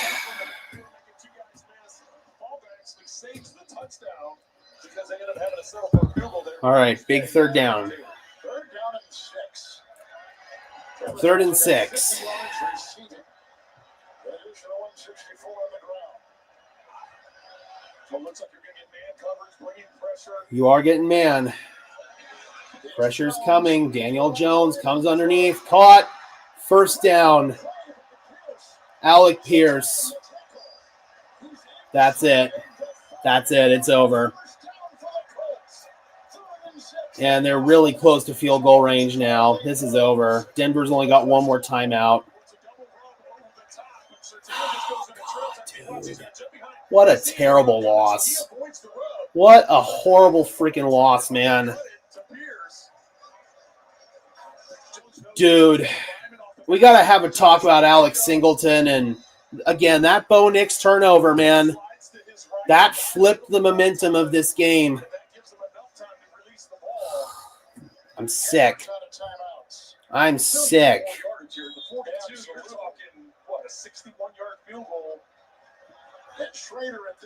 We desperately need something to go our way right now. 1st and 10. Oh. They give it to Taylor. Surging forward. Gain of 2. Keep ticking this clock down. Denver's out of timeouts. Indy's still with all 3. Yeah, it's because they don't know what they're talking about. I think he's still going to try to get some more. 2nd and 8. Sean Payton popping a juicy fruit. Dallas to send it to overtime, but Maybe that'll be our good luck charm here, like him cutting the sleeves off in Chicago. 2nd down and 8. 41 2nd and 8. Broncos Man. timeouts, but leading by 2. Taylor the back. Back to Taylor. Stuffed again. Stuffed at the line. Singleton and others got him. Tillman at the It's going to bring up 3rd down and 8. If they hit, clock is ticking. 3rd and 7. Ball is outside the 40 of Denver. I just let this go.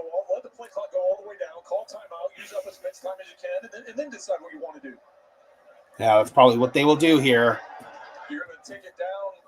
What would that be? About 16 seconds, 17 seconds when you have to call the timeout. Then you can decide. You can decide what you want to do on 3rd down. You want to try throwing the ball? I imagine they'll throw it.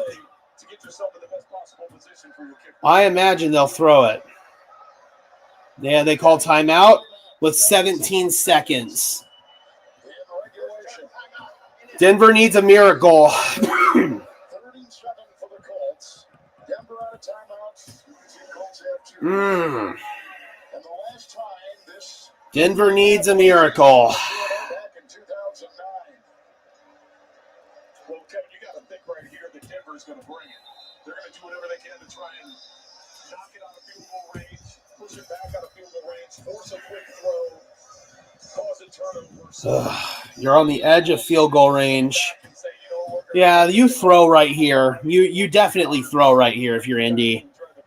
Schrader, by the way, his longest in the NFL, 48 yards. This blows. He did make a 54-yarder twice in Notre Dame. He prepares. Taylor in the backfield. Look at all the bodies. All 11 defenders are within 5 yards of the line of scrimmage. Here's the run. And they get a stop in the backfield. That's a TFL. That's going to make this a really long field goal. Timeout. And Young's second year. What is this going to be? What is this going to be? It's going to be a 60-yarder. Please, football gods, please. Please, football gods, please. They're saying 60-yarder. Broncos do not have any timeouts, so they can't ice him. It's a 60-yard attempt. 60-yard try. Oh, I can't look.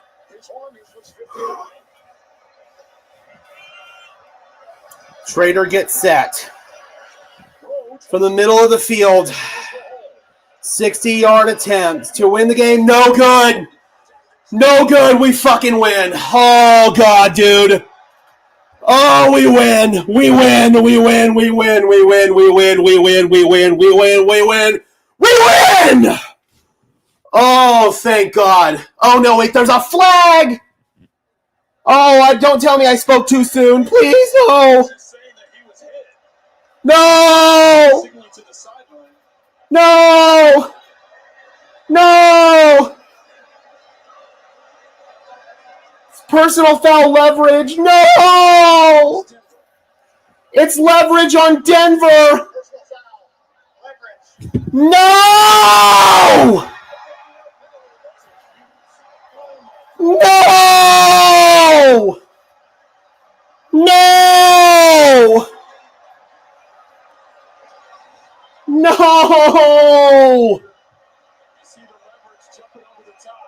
No. And it's going to be a 15-yard penalty. No. Now it's from 45. This is going to be a win for the Colts. Goodbye. Right down the middle. Indianapolis fucking wins.